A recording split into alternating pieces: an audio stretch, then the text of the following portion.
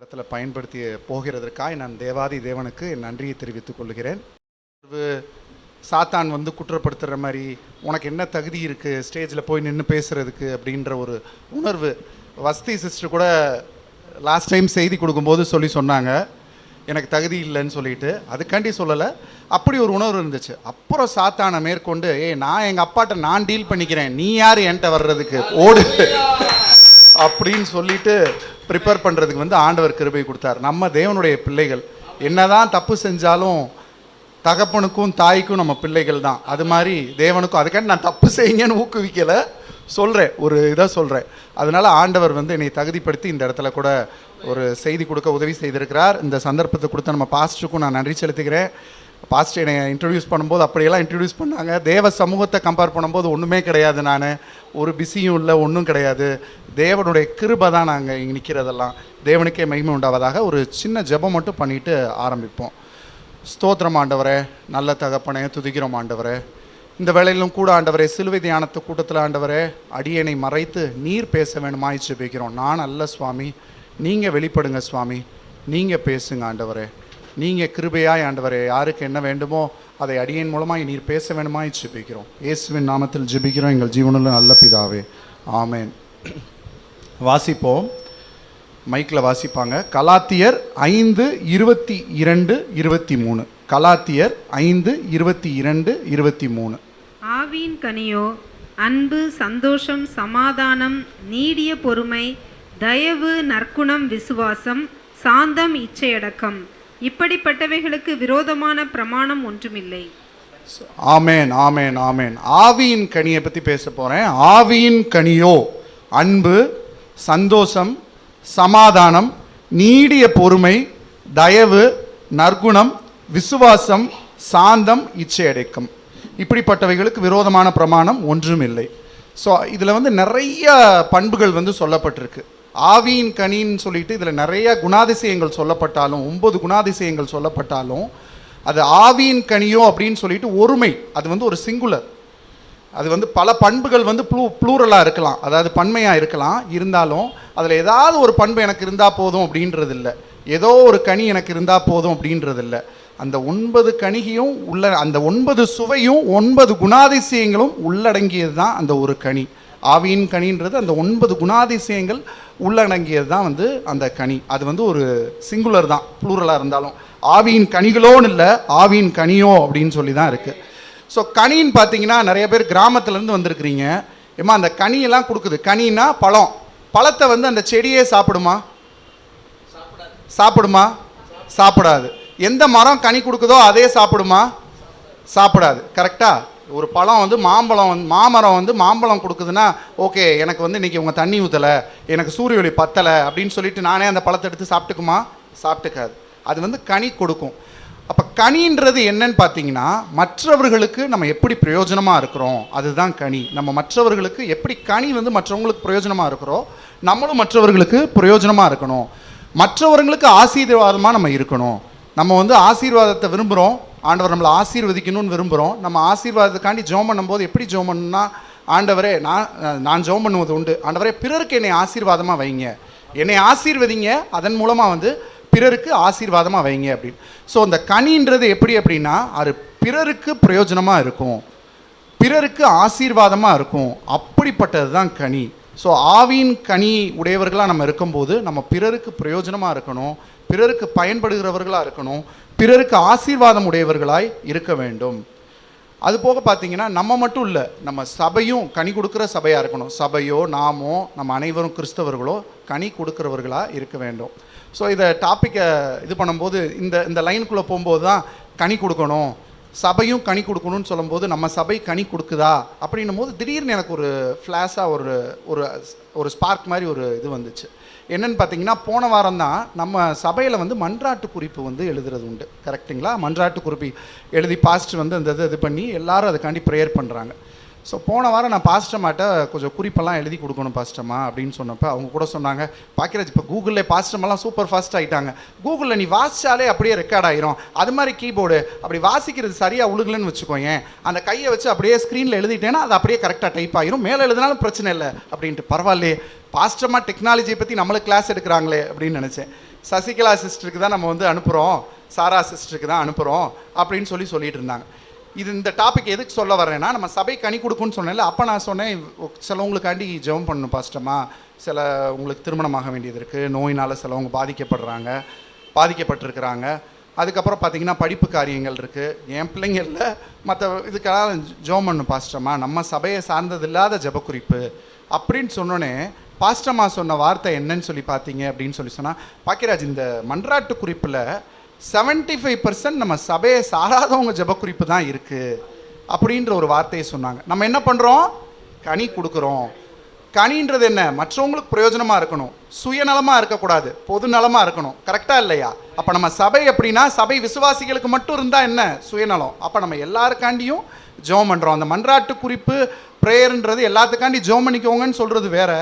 But ஆண்டவர் அந்த இடத்துல உணர்த்தினார், நம்ம அதை ரெகுலராக ஃபாலோ பண்ணி அது வந்து பிரிண்ட் அவுட் எடுத்து பாஸ்டர்லாம் கூட சொல்லியிருக்கிறாங்க, வாங்கிட்டு அப்படியே வெளியில் வச்சுட்டு போயிடுறீங்க அப்படிலாம் சொல்லியிருக்காங்க.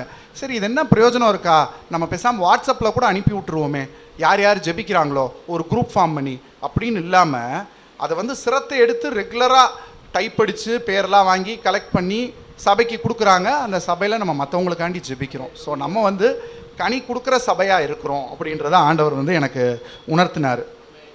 அப்போஸ்தலனான பவுல் பார்த்தீங்க அப்படின்னு சொன்னால், அவருடைய எழுதுகிற ஒரு, அதாவது நம்ம எழுதுவோம்ல, நூல் எழுதும்போது பார்த்தீங்கன்னா முரணான கருத்துக்களை அடுத்தடுத்து எழுதுறதுல தேர்ச்சி பெற்றவராக இருப்பார் அப்படின்னு சொல்லி நான் ஒரு இதில் வாசித்தேன். அப்போ தான் வந்து பார்த்தீங்க அப்படின்னா அர்த்தம் வந்து கூர்மையாகுது. முரணான கருத்துக்கள் அப்படின்னா இப்போ நம்ம வாசிச்சோன்னா தெரியும். சிஸ்டர் வாசிங்க, கலாத்தியர் 5:19-21 வரை. மாம்சத்தின் கிரியைகள் வெளியரங்கமாக இருக்கின்றன. அவையாவன விபச்சாரம், வேசித்தனம், அசுத்தம், காமவிகாரம், விக்கிரக ஆராதனை, பில்லி சூனியம், பகைகள், விரோதங்கள். போதும். ஸோ பார்த்தீங்களா, மாம்சத்தின் கிரியை பற்றி இன்னும் நிறையா இருக்குது. எல்லா வேசித்தனம், பகை, அது இது அப்படின்னு சொல்லிட்டு. ஸோ இந்த 5 கலாத்தியர் 5:19-21 வசனத்துக்கு அப்புறம் தான் இந்த ஆவியின் கனிகள்னால் என்ன, அன்பு, சமாதானம், சந்தோஷம் அப்படின்றது உங்களுக்கு வந்து வரும். ஸோ எப்படி அப்போஸ்தலனாகிய பவுல் என்ன பண்ணுறாரு, முரணான கருத்துக்கள்னால் என்ன, ஒரு இதெல்லாம் வந்து மாம்சத்தின் கிரியை என்னன்னு சொல்லிட்டு ஆவியின் கனி என்னன்னு சொல்லியிருக்கிறாரு. ஸோ முரணான கருத்துக்களை வரிசைப்படுத்தி எழுதியிருக்கிறாரு. எபேசியரில் வாசிங்களேன், 4:31-32. சகலவிதமான கசப்பும் கோபமும் மூர்க்கமும் கூக்குரலும் தூஷணமும் மற்ற எந்த துர்க்குணமும் உங்களை விட்டு நீங்க கடவது. ஒருவருக்கொருவர் தயவாயும் மன உருக்கமாயும். போதும். இது நம்ம பாயிண்ட் இல்லை. எதுக்கு சொல்கிறேன்னா, மூர்க்கம் இதெல்லாம் நம்மளை விட்டு நீங்கணும், தயவாருங்க. அந்த நெகட்டிவ், அதாவது ஆப்போசிட்டான காரியங்களை வருஷப்படுத்தியிருப்பார். வந்து இதெல்லாம் இருக்க வேண்டாம், இதெல்லாம் இருக்கட்டும். ஃபஸ்ட்டு நம்ம ஆவியின் கனிகளை பற்றி பார்க்கும்போது மாம்சத்தின் கிரியை பற்றி சொல்லிவிட்டு ஆவியின் கனிகளை பற்றி சொல்லியிருப்பாங்க. நிறைய டீச்சர்ஸ் இங்கே இருக்கிறீங்க. நார்மலாக ஒரு பிளாக் போர்டு இருக்குன்னு வச்சுக்கோங்க. பிளாக் போர்டில் ஒயிட் கலர் சாக் பீஸில் எழுதுனா அது வந்து நல்லா கிளியராக இருக்கும், நல்லா கிளியராக தெரியும். ஸோ அது மாதிரி தான் நம்மளுக்கு தெளிவாக தெரியணும் அப்படின்னு சொன்னால், நெகட்டிவானதையும் சொல்லி பாசிட்டிவையும் சொன்னோன்னா அது வந்து தெளிவாக கிளியராக தெரியும். ஒரு பிளாக் கலர் போர்டில், ஒரு கருப்பு பலகையில் எழுதும்போது வந்து அது வந்து கிளியராக தெரியும். இப்போ நம்மளுமே பார்த்தீங்கன்னா நம்ம பிள்ளைங்களுக்கு வந்து ஏதாவது அட்வைஸ் கொடுக்குறோம் அப்படின்னு சொன்னால், இப்படி பண்ணக்கூடாது, அது பண்ணக்கூடாதுன்னு சொல்லுவோம்.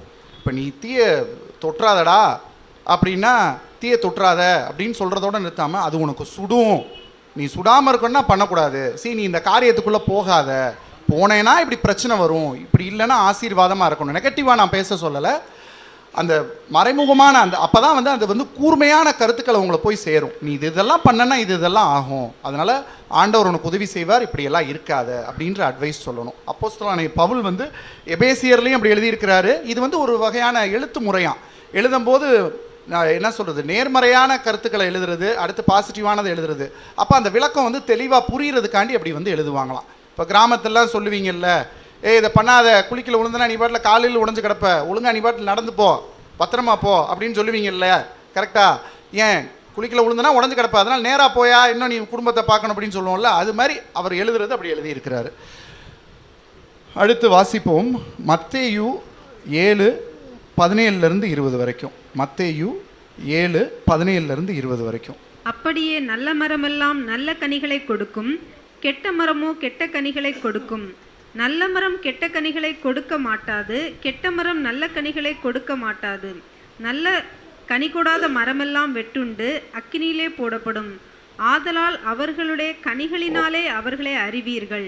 ஓகே, போதும் போதும். இதில் என்ன சொல்லியிருக்கிறாங்கன்னா, நல்ல மரம் நல்ல கனி கொடுக்கும். பலா மரத்தில் நம்மளுக்கு மாம்பழம் கிடைக்குமாமா? கிடைக்காது.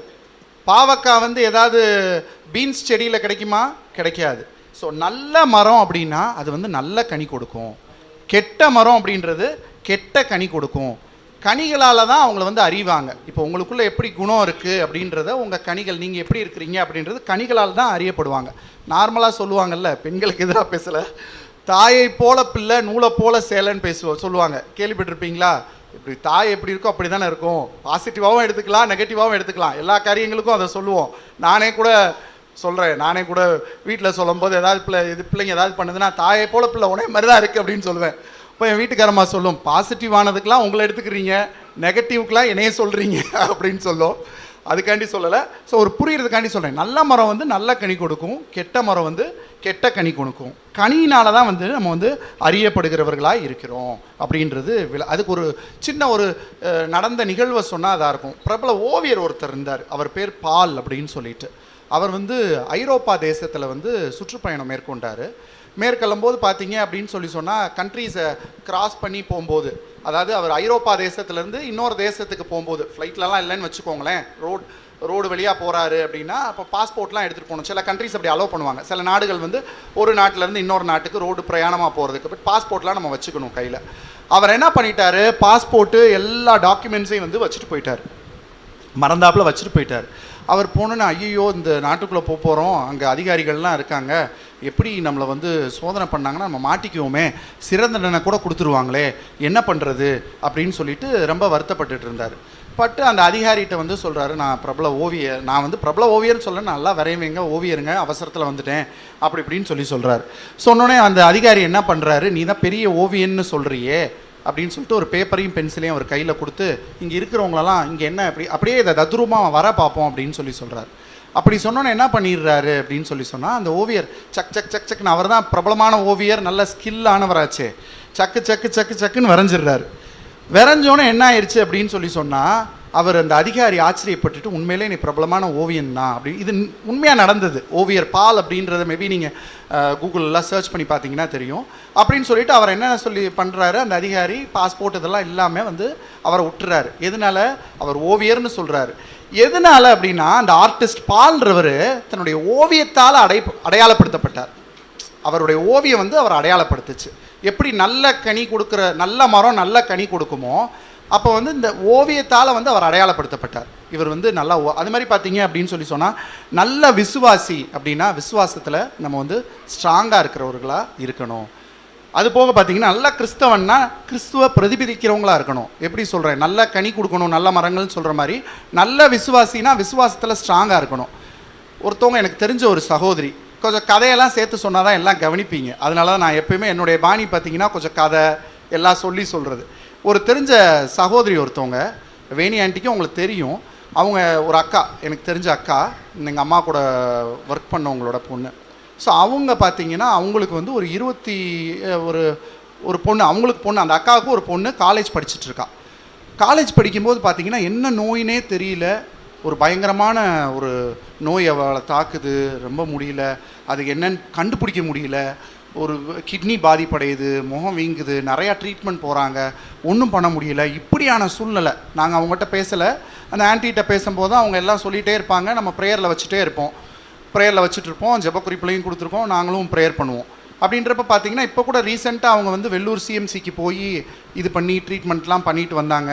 ஏதோ கிட்னியில் ப்ராப்ளம் இருக்குது, அதனால் கிட்னி வீட்டிலே ஏதோ டயாலிசிஸ் மாதிரி பண்ணுறாங்க, இப்படி இது மாதிரி சூழ்நிலைகள் அப்படின்றது. ஸோ அவங்க எதர்ச்சியாக முந்தா நேற்று என்னை கூப்பிட்டுருந்தாங்க, அந்த அக்கா கூப்பிட்டு பாக்கியராஜ் அவங்க டியூஷன் சென்டர் அங்கே நடத்துகிறாங்க. அப்போ என் பையன் வந்து கிராமத்து பையன், அவங்க வந்து சென்னைக்கு வந்து படிக்க போகிறாங்க இன்ஜினியரிங், அவங்களுக்கு ஏதாவது ஒரு வேலைக்கு பார்ட் டைம் வேலைக்கு சொல்லு, யாராவது ஃப்ரெண்ட்ஸ் மூலம் அப்படின்னு சொன்னாங்க. சொல்லும்போது அப்போ வந்து நான் கேட்குறேன், அக்கா நீங்கள் அவங்க அப்போ போல்டாக தான் பேசினாங்க. இப்போ ரீசெண்டாக தான் போயிட்டு வராங்க, அவ்வளோ ஒரு மரணப்படுக்கையான சூழ்நிலை. அப்போ அவங்க சொல்கிறாங்க, ஏய் நான் எதுக்குமே கவலைப்படலாம், 1000 சாட்சி சொல்லலாம்டா, நான் அவ்வளோ சாட்சி இருக்குடா, நான் நேரில் வந்தேன், நான் அவ்வளோ சாட்சி சொல்கிறேன். என் மகளுக்கு ட்ரீட்மெண்ட்டுக்காண்டி சிஎம்சி வெள்ளூருக்கு போயிருக்கோண்டா, ஆண்டவர் எல்லாத்தையும் பிளான் பண்ணி வச்சுட்டாருடா. ஃபாரின்லேருந்து டாக்டர் ஐடியா கொடுக்குறாரு, எல்லாம் எங்களுக்கு ரெடி, நாங்கள் போகிறோம், எல்லாம் பிளானாக இருக்குடா. இப்பயும் பார்த்தோன்னா 2 வருஷம் வரைக்கும் பிரச்சனை இல்லை, 2 வருஷம் கழித்து கிட்னி டிரான்ஸ்பிளான்ட் பண்ணணும்னு டாக்டர் சொல்கிறாங்க. அவங்க அப்பா கிட்னி கொடுக்க ரெடியாக இருக்காரு. ஆனாலும் நான் விசுவாசிக்கிறேன், ஆண்டவர் அந்த கிட்னியை ரெஜுவினேட் பண்ணி என்னைய சாட்சியாக நிறுத்துவார், என் மகளை சாட்சியாக நிறுத்துவார்னு விசுவாசிக்கிறேன்னு எனக்கு அப்படியே அவ்வளோ விசுவாசமாக பேசுகிறாங்க. நல்ல மரம் நல்ல கனி கொடுக்கும், நல்ல விசுவாசி விசுவாசமாக அவ்வளோ. இப்போ நம்மளே நம்ம எப்படி அவங்க எந்த டோனில் இருக்காங்க, சிலவங்கள இது மாதிரி சூழ்நிலைன்னு வச்சுக்கோங்க, அழுதுருவோம், நானாக இருக்கட்டும், இது மாதிரி சூழ்நிலைனா தாங்க முடியாது. நம்ம ஆண்டவருக்குள்ளே இருக்கிறோம், இருந்தாலும் நம்ம இது பண்ணுவோம். ஆனாலும் அவங்க அவ்வளோ போல்டாக சொல்கிறாங்க. 2 வருஷம் டைம் கொடுத்துருக்காங்க, பட் ஆண்டவர் எனக்கு 1000 அற்புதங்களை செஞ்சுருக்கிறாரு, அது மாதிரி அற்புதம் செய்வார், கிட்னி ரெஜுவினேட் ஆயிரும். ஆண்டவர் எதுவும் டிரான்ஸ்பிளான்ட்டே தேவைப்படாதுடா, ஆண்டவர் செய்வார், நீ ஜெபம் மட்டும் பண்ணுடா, நான் உன்னை நேரில் பார்க்கும்போது 1000 சாட்சி சொல்கிறேன் அப்படின்னு சொன்னேன். வேணி ஆண்டியும் பேசணும்னு சொன்னாங்கன்னு சொன்னேன், பேச சொல்லுடா அப்படின்னு சொல்லிட்டு இருந்தாங்க.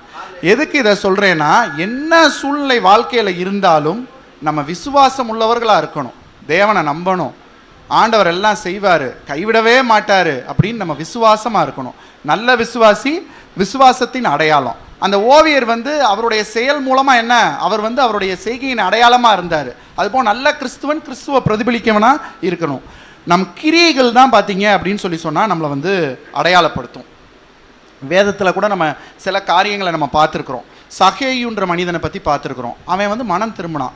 மனம் திரும்பி என்ன பண்ணான், அவனுடைய நடவடிக்கையின் மூலமாக அவனை அடையாளப்படுத்தினான். நான் இத்தனை வாங்கியிருக்கேன்னா அதை வந்து டபுள் மடங்கா ட்ரிபிள் மடங்கா நிறையா கொடுக்குறேன். அவன் தவற உணர்ந்து என்ன பண்ணான், நான் எல்லாத்தையும் கொடுக்க நாலத்தனையாக கொடுக்குறேன் அப்படின்னு சொல்லிட்டு அவன் வந்து அவன் வந்து என்ன பண்ணான், தவற உணர்ந்து நடவடிக்கையின் மூலமாக அவனை வந்து அடையாளப்படுத்தினான். அது வந்து பாசிட்டிவான நல்ல மரத்துக்கு அவன் வந்து ஒரு எடுத்துக்காட்டு. இதே இது வந்து கேயாசி இதுவும் உங்களுக்கு தெரியும். எலிசா கூட இருந்தான். அவன் வந்து நாகமானோட பொருட்களை வந்து இச்சித்ததுனால என்ன பண்ணான், அவன் வந்து சபிக்கப்பட்டான். அவனுடைய அடையாளம் என்ன, அவனுடைய அந்த இச்சை, அவனுடைய துர்குணம் அது வெளிப்பட்டுச்சு. ஸோ அது ஒரு கெட்ட கனி கொடுக்குற மரமாக இருந்துச்சு. அதனால் மரங்கள் வந்து கனியினால் வந்து அடையாளப்படுத்தப்படும். நல்ல மரம் நல்ல கனி கொடுக்கும், கெட்ட மரம் கெட்ட கனி கொடுக்கும். அடுத்து வாசிக்கலாம், மத்தேயு 12ஆம் அதிகாரம் 33ஆம் வசனம். மத்தேயு 12ஆம் அதிகாரம் 33ஆம் வசனம். மரம் நல்லதென்றால் அதன் கனியும் நல்லதென்று சொல்லுங்கள், மரம் கெட்டதென்றால் அதன் கனியும் கெட்டதென்று சொல்லுங்கள், மரமானது அதன் கனியினாலே அறியப்படும். Thank you sister. மரம் நல்லதுன்னா கனியும் நல்லது, மரம் கெட்டதுன்னா கனியும் கெட்டது, மரம் கனியினால் அறியப்படும். இப்போ நம்ம கிறிஸ்மஸ் சீசன்லாம் செலிப்ரேட் பண்ணுறோம் இல்லையா, கிறிஸ்மஸ்லாம் கொண்டாடுறோம்ல. கிறிஸ்மஸ்னால் என்ன ஞாபகத்துக்கு வரும், சாண்டா தாத்தா ஞாபகத்துக்கு வருவார், கிறிஸ்மஸ் ட்ரீ ஞாபகத்துக்கு வரும். அந்த கிறிஸ்மஸ் ட்ரீன்றது பார்த்தீங்க அப்படின்னு சொன்னால் வந்து ஜெர்மனியில் தான் அந்த கிறிஸ்மஸ் ட்ரீயை வந்து வச்சு இதெல்லாம் இது பண்ணாங்களாம். ஆக்சுவலி மார்ட்டின் லூத்தர்னு ஒருத்தர் ஜெர்மனியில் கிறிஸ்மஸ்க்கு நாள் நைட்டு வந்து காட்டு பகுதியில் நடந்து போயிருக்கிறாரு, இருளான காட்டு பகுதியில் நடந்து போயிருக்கிறாரு. நடக்கும்போது பார்த்தீங்கன்னா மரங்கள்லாம் இருந்திருக்கு. அந்த மரங்களுக்கு நடுவில் வந்து ஸ்டார்ஸ் எல்லாம் தெரிஞ்சிருக்கு, நட்சத்திரங்கள்லாம் தெரிஞ்சோடனே அவருக்கு வந்து அந்த மார்ட்டின் லூத்தர் ஜெர்மனியில் இருக்கிறவருக்கு அந்த தேவனுடைய பிறப்பு, ஆண்டவராக இயேசு கிறிஸ்துவ பிறப்பு, அந்த நட்சத்திரம் இதெல்லாம் அவர் கண்ணுக்குள்ளே வந்து நிற்கிதான். உடனே என்ன பண்ணுறாரு, அடுத்த நாள் அவர் வீட்டுக்கு மரத்தை வெட்டிட்டு போய் வச்சு அதில் வந்து நட்சத்திரங்களெல்லாம் பிளாஸ்டிக்கோ என்ன ஏதோ உலோகங்களோ அதில் இருக்க நட்சத்திரங்கள்லாம் தொங்க விட்டு வந்து கிறிஸ்மஸ் வந்து ட்ரீயை அவர் இது பண்ணியிருக்கிறாரு. எனக்கும் இந்த இன்சிடெண்ட்டை வாசிக்கும் போது என்னென்னா, நான் சின்ன பிள்ளையாக இருக்கும்போது பார்த்தீங்கன்னா, அப்போ எங்கள் வீடு ஓட்டு வீடு, எங்கள் அண்ணன் பால் பண்ணையில் ஒர்க் பண்ணிகிட்டு இருந்தாங்க, வேலை பார்த்துட்டு இருந்தாங்க. அப்போ பார்த்தீங்கன்னா கிறிஸ்மஸ் ட்ரீ இப்போலாம் அழகழகாக கிறிஸ்மஸ் ட்ரீ கலராக வச்சு, நான் சொல்கிறது ஒரு 25-30 வருஷங்களுக்கு முன்னாடி. கிறிஸ்மஸ் ட்ரீ இப்போல்லாம் பிளாஸ்டிக்கில் அழகாக வைக்கிறோம், டெக்கரேட் பண்ணுறோம், கொள்கிறோம். அப்போல்லாம் பார்த்தீங்கன்னா அந்த பால் பண்ணையில் சவுக்கு மரம்னு இருக்கும். அந்த சவுக்கு மரத்தை வெட்டி கொண்டு வருவாங்க. இப்போ கிறிஸ்மஸ் சீசன் வந்துட்டாலே சவுக்கு மரத்தை வெட்டி கொண்டு வந்து வீட்டில் வச்சு ஒரு டேபிளில் வச்சு கெட்டி அதில் க்ரீட்டிங் கார்டெல்லாம் போட்டு இருக்கிற ஸ்டார் அதெல்லாம் பண்ணி டெக்கரேட் பண்ணுவோம்.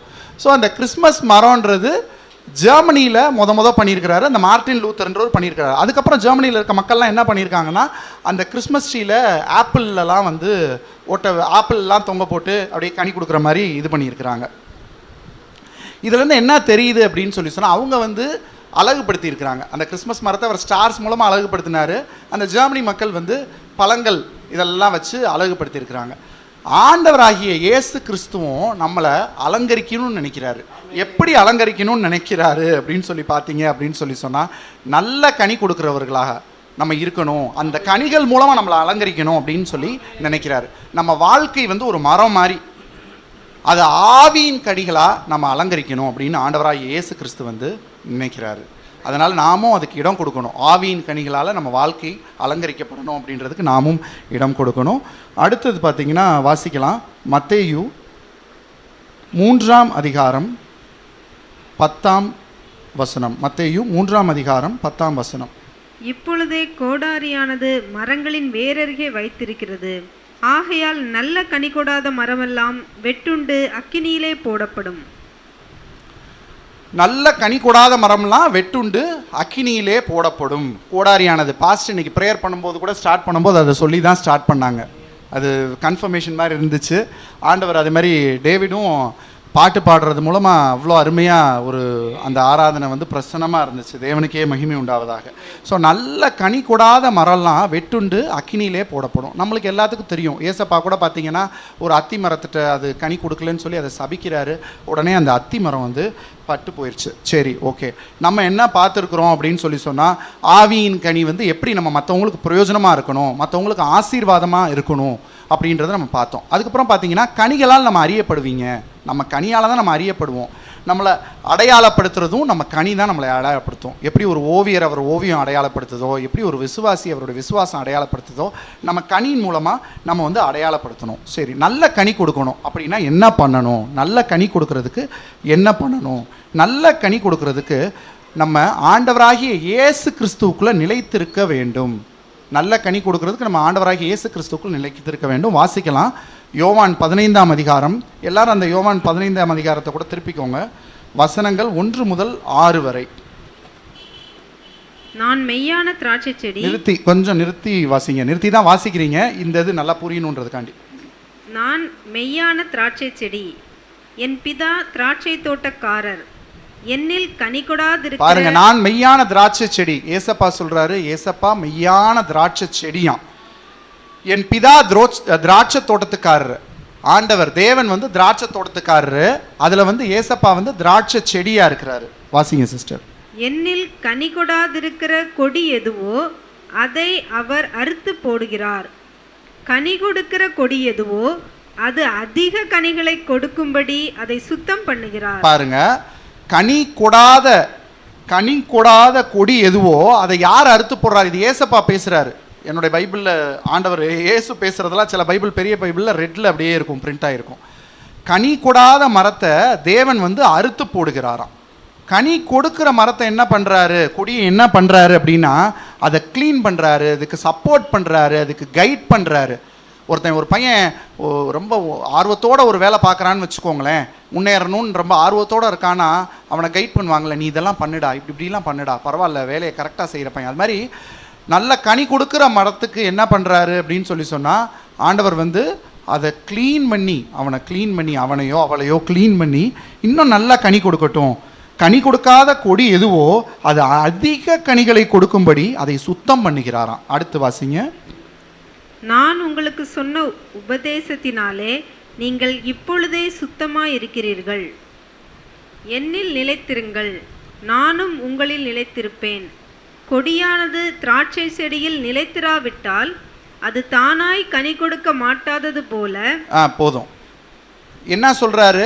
என்னில் நிலைத்திருங்கள். இயேசு சொல்றாரு. நான் என்ன சொன்னேன்? நான் சொன்னதுன்னா ஏசாமி சொன்னது தான் சொன்னேன், நான் சொல்லலை.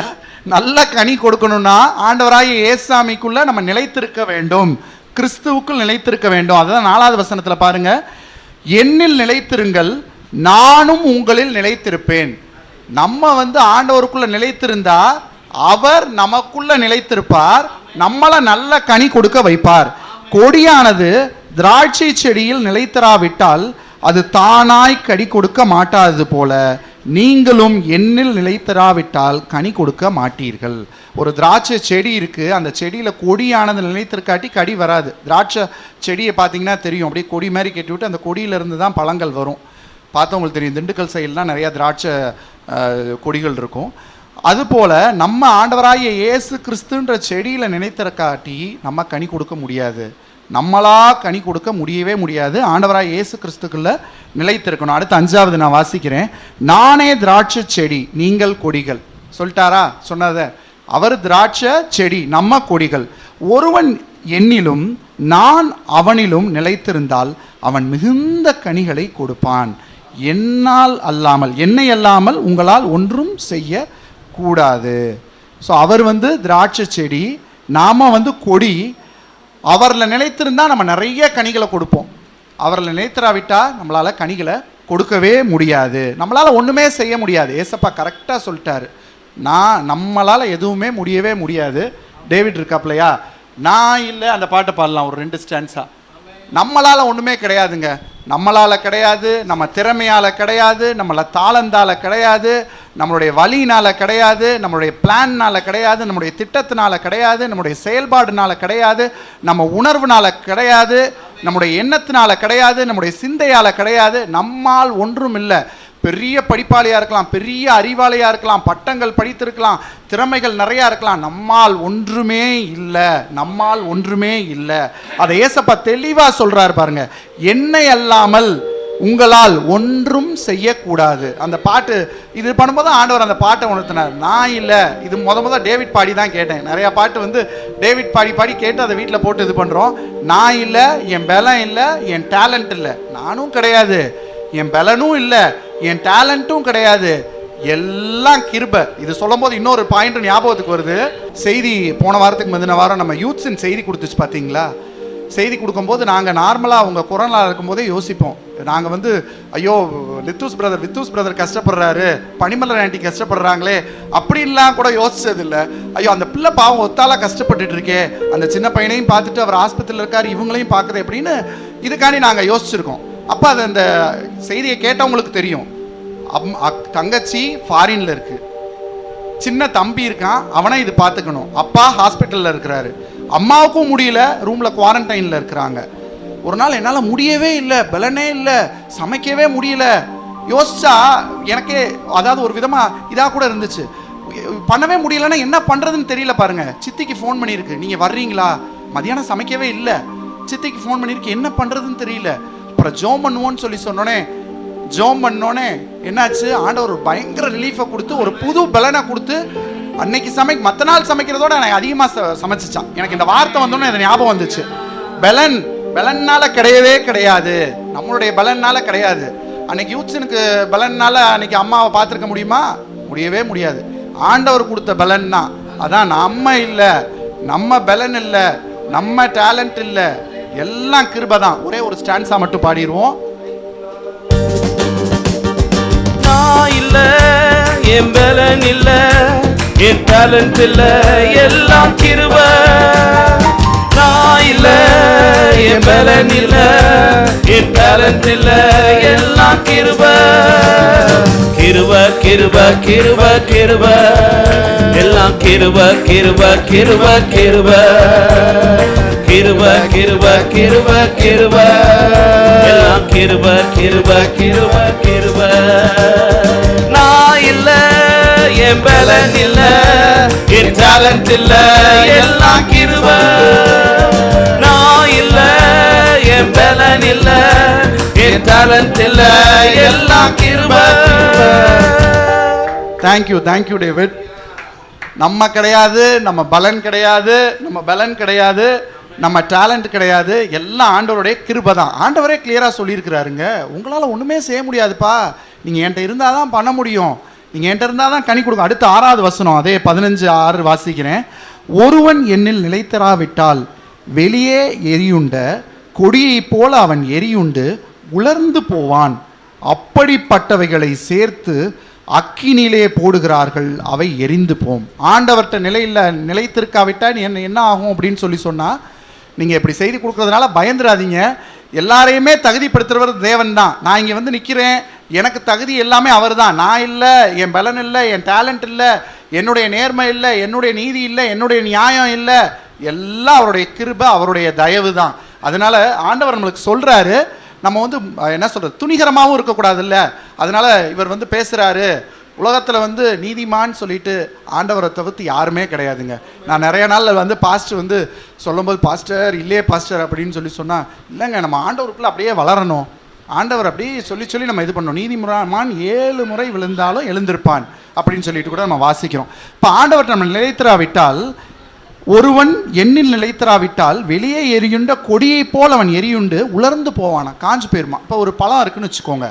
இப்போ நார்மலாக ஒருத்தவங்க வீட்டில் வந்து ஒரு மரம் வைக்கிறாங்க அப்படின்னு சொன்னால், அந்த பழம் வந்துருச்சுன்னா அந்த சின்ன பிள்ளைங்களுக்கு வந்து ஐயோ பழம் வந்துருச்சு, இதை எப்படா பறிப்போம், சீக்கிரம் பறித்து சாப்பிடுவோம். ஃபஸ்ட் டைம் ரெகுலராக இருக்கிறது வேறு. ஒரு பப்பாளி பழமே வச்சுருக்கிறாங்க, பப்பாளி மரமே வச்சுருக்காங்கன்னா என்ன நினைப்பான் அந்த சின்ன பையன் வந்து, ஐயோ பழுத்துருச்சு அப்படின்னு. அம்மா சொல்லுவாங்க, இல்லைடா பழுக்கலடா, இன்னும் கொஞ்சம் பழுக்கணும்டா அப்படின்னு சொல்லுவாங்க. அங்கே ஒரு சிஸ்டர் பேசிகிட்டு இருக்காங்க, ஒரு பையன், அவங்க பையன் இப்படி சொல்லியிருக்கானா என்னன்னு சொல்லி தெரியல, இப்படி வந்து பழுக்கலை அப்படின்னு சொன்னால் கூட அதை பறிச்சிருவோமே, நல்லா ஆயிடுச்சுமா, நல்லா வந்துருச்சுமா அப்படின்னு சொல்லிட்டு அதை பறிக்கணும்னு அந்த பிள்ளைங்க ஆர்வமாக இருக்கும். ஆனால் பெரியவங்களுக்கு தான் தெரியும், அது நல்லா முத்தி விளைஞ்சு அதை பறிச்சாதான் அது பழுக்கும், நல்லா இருக்கும்னு.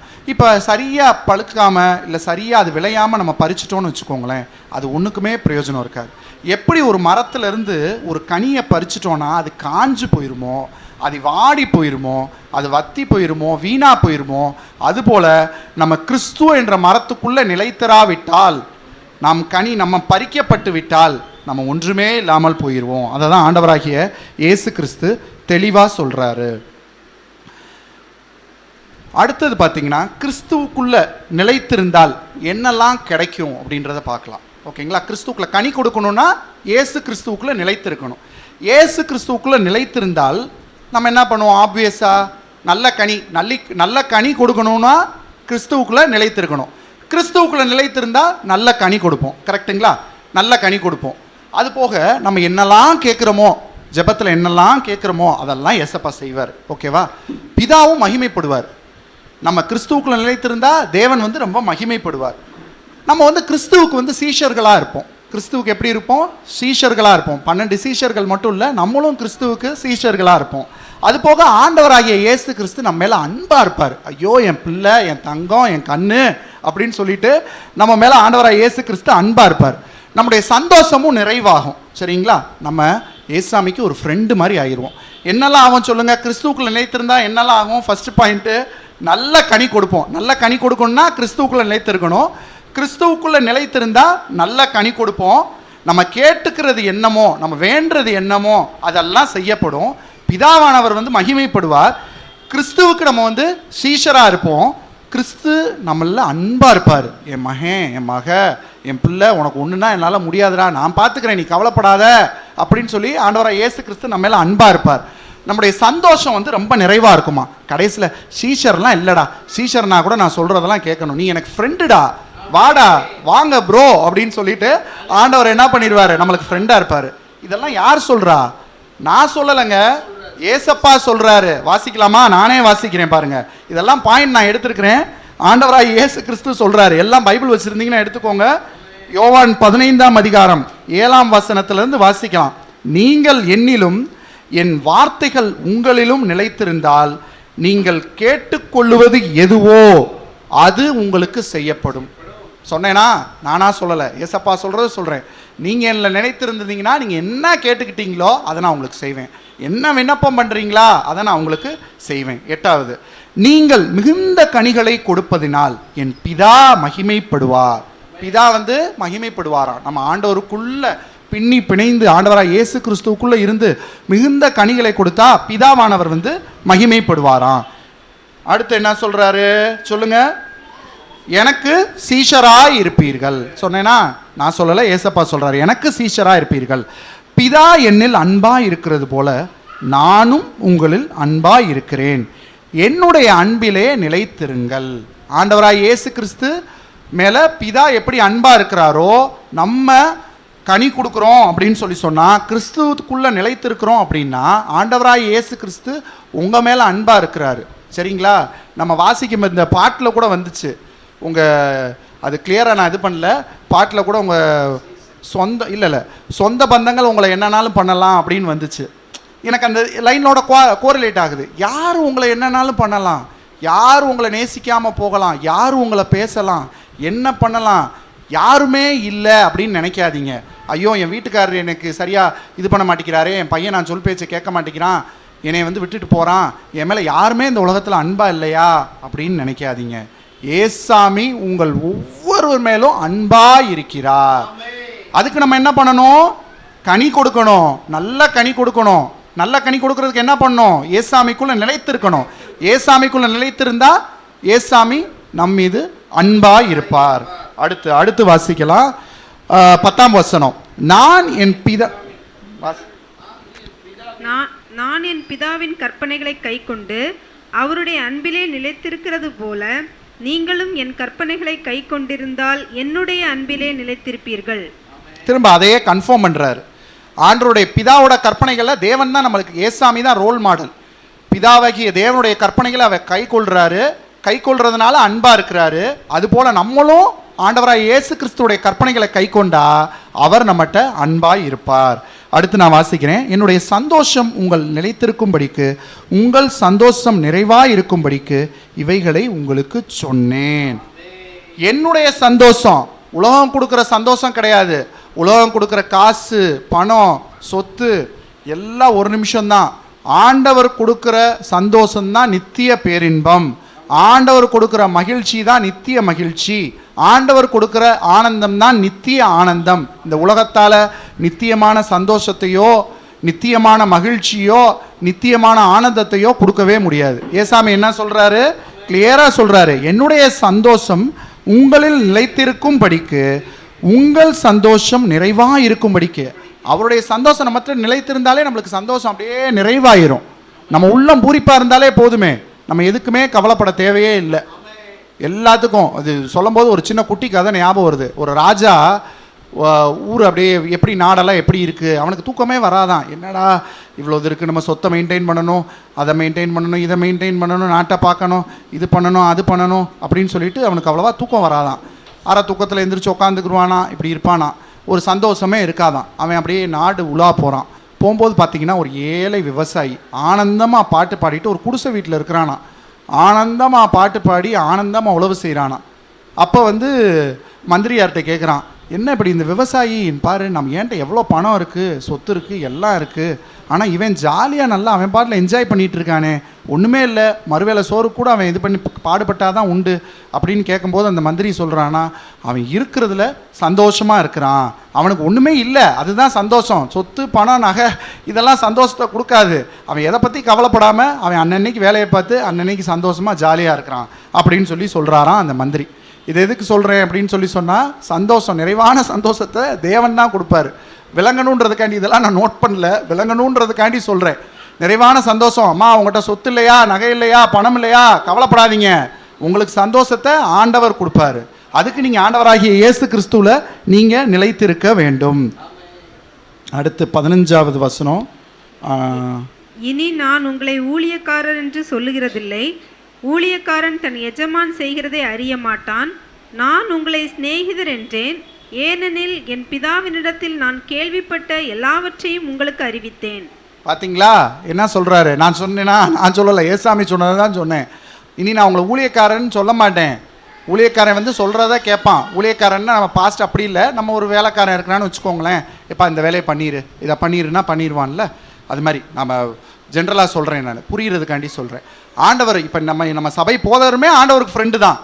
ஊழியக்காரராக இருக்கலாம், அவங்களும் ஆண்டவருக்கு ஃப்ரெண்டு தான். அதனால் ஆண்டவர் என்ன சொல்லிட்டாரு, நான் உன்னை ஊழியக்காரன்னு சொல்ல மாட்டேன், நான் உன்னை வந்து ஃப்ரெண்டுன்னு சொல்லுவேன். நல்ல கனி கொடுக்கணும். நல்ல கனி கொடுக்கணும்னா தேவனுக்குள்ளே நிலைத்திருக்கணும். தேவனுக்குள்ளே நிலைத்திருக்கணும்னா என்ன பலன்கள்லாம் கிடைக்கும்னு பார்த்தோம். தேவனுக்குள்ளே நினைச்சிருந்தா நீங்கள் அவர் ஃப்ரெண்டுங்க, இதை மறக்கவே மறக்காதீங்க. தேவனுக்குள்ளே நினைச்சிருந்தா நீங்கள் அவருடைய ஃப்ரெண்டு.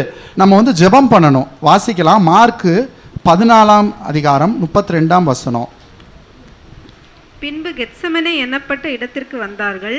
அப்பொழுது அவர் தம்முடைய சீஷர்களை நோக்கி, நான் ஜெபம் பண்ணுமளவும் இங்கே உட்கார்ந்திருங்கள் என்று சொல்லி. போதும். அடுத்து 14, 37, 38. முதல் சொன்னது என்னன்னா, நான் ஜெபம் பண்ணும்போதும் இங்கே உட்கார்ந்துருங்கள். அது எதுக்கு சொல்றேன்னா, ஆண்டவராய் இயேசு கிறிஸ்து நம்மளுக்கு ரோல் மாடலா இருக்காரு. அவர் ஜெபம் பண்றாரு. நல்ல கனி கொடுக்க என்ன பண்ணணும்? தேவனுக்குள்ள நிலைத்திருக்க என்ன பண்ணணும் அப்படின்னு சொன்னால், நல்ல கனி கொடுக்க தேவனுக்குள்ள நிலைத்திருக்கணும். நம்ம ஜெபம் பண்ணணும், வேதம் வாசிக்கணும், ஆண்டவருடைய காரியங்களில் நம்ம ஈடுபடணும், சபை ஊழியங்களில் ஈடுபடணும், துதிக்கணும், ஆண்டவருடைய நாமத்தை மகிமைப்படுத்தணும். ஆண்டவராகிய இயேசு கிறிஸ்து நம்மளுக்கு ரோல் மாடலாக இருக்கார், ஜெபம் பண்ணுறாரு. அடுத்து 14, 37, 38 வாசிங்க. பின்பு அவர் வந்து அவர்கள் நித்திரை பண்ணுகிறதைக் கண்டு பேதுருவை நோக்கி, சீமோனே, நித்திரை பண்ணுகிறாயா? 1 மணி நேரம் நீ விழித்திருக்க கூடாதா? நீங்கள் சோதனைக்குட்படாதபடிக்கு விழித்திருந்து ஜெபம் பண்ணுங்கள். நீங்கள் சோதனைக்குட்படாதபடிக்கு விழித்திருந்து ஜெபம் பண்ணுங்கள்னு ஏசப்பா சொல்கிறாரு. ஸோ அதனால் நம்ம என்ன பண்ணணும்னா, ஜெபம். ஆண்டவராக இயேசு கிறிஸ்து நமக்கு ரோல் மாடலாக இருந்து ஜெபம் பண்ணார். ஸோ நம்மளும் ஜெபம் பண்ணணும். அது போக பார்த்தீங்க அப்படின்னு சொன்னால் பைபிள் வாசிக்கணும், இதெல்லாம் சொன்னேன். ஆண்டவரோட அதிகமாக நம்ம சஞ்சரிக்கணும். வேதத்தில் ஆண்டவரோட சஞ்சரிச்சவன் யார்? ஏனோக்கு. சிஸ்டர் கரெக்டாக சொல்லிட்டாங்க. எத்தனை வருஷம் அவன் உயிரோடு இருந்தா? 365 வருடங்கள் உயிரோடு இருந்தான். ஆண்டவர் அப்படியே அவனை நேராக எடுத்துக்கிட்டாரு. எப்போ பார்த்தாலும் ஆண்டவர்கிட்ட சஞ்சரிச்சுக்கிட்டே இருப்பானா அந்த ஏனோக்கு.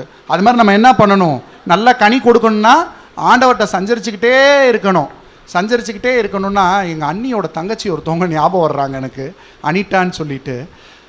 எங்கள் அண்ணி சொல்லியிருக்காங்க, இப்போ காலையில் எந்திரிக்கிறோன்னா, ஏசப்பா நான் எந்திரிச்சிட்டேன்ப்பா, இந்த குழம்பு வைக்கணும், அடுத்து இந்த பிள்ளைகள்லாம் கிளப்பணும், எல்லா காரியத்தையும் ஆண்டவருக்கு இன்ஃபார்ம் பண்ணிகிட்டே இருப்பாங்களாம். துணியை ஊற வச்சுருக்கேன் ஏசப்பா, இந்த துணி துவைக்கணும், எனக்கு ஹெல்ப் பண்ணுங்கள். ப்ரேயர் பண்ணுறதுன்றது வேறு, நார்மலாக ஜெபம் பண்ணுறதுன்றது வேறு. எல்லா காரியங்களையும் எப்படி ஒரு அம்மாவும் மகளும் இருக்காங்கன்னு வச்சுக்கோங்களேன். நார்மலாக அம்மாவும் மகள்கள் வந்து தாய்மார்கள்ட்ட எல்லாத்தையும் ஷேர் பண்ணிக்கிடுவாங்க, அம்மாவும் ஷேர் பண்ணிக்கிடுவாங்க. புரியுதா? அப்பாவுக்கும் பையனுக்கும் இருக்கிறத விட அம்மாவும் பொண்ணு வந்து எல்லாமே நல்லா ஷேர் பண்ணிக்குவாங்க. இன்றைக்கி என்ன பண்ண, ஊரில் மகன் இருக்குன்னு வச்சுக்கோங்க, ஏம்மா நான் காலையில் சட்னி அரைச்சேம்மா, குழம்பு வச்சேன், அவர் வேலைக்கு போயிட்டாராம்மா, நான் அனுப்பி விட்டுட்டேம்மா, கடைசியில் பார்த்தீங்கன்னா இந்த பிள்ளை கிளம்புற நேரம் பிரச்சனை பண்ணுச்சுமா, அதை கிளப்பி அனுப்புறதுக்குள்ளேயும் இப்போ தாம்மா உட்காந்துருக்கேன். சரி நீ கிளப்புறதெல்லாம் இருக்கட்டும், நீ சாப்பிட்டியா? இல்லைம்மா நீ தாம்மா சாப்பிட்ணும். அம்மா நீ சாப்பிடுப்பில்ல, அப்போ தான் எல்லாரையும் பார்க்க முடியும். ஃபோனு. அடுத்து எப்பா மதியானம், என்னம்மா இப்போ தாம்மா தூங்கி எந்திரிச்சேம்மா, இனிதாம்மா சாப்பிட்டது, காலையிலே சமைச்சிட்டேன் இல்லைம்மா, அதனால் சாயங்காலம் அதுக்கு வந்து அதாவது ஸ்நாக்ஸ் பண்ணி கொடுக்கணும்மா, அதுக்கு தயாராகிக்கிட்டு இருக்கேம்மா. இம்மா சாயங்காலம் வந்துருச்சுக்கம்மா, என்னால் பேச முடியாது, இதுகளை எக்ஸாம் படிக்க வைக்கணும், பல காரியங்கள் இருக்குது. அப்படி பேசிக்கிட்டே இருப்பாங்க.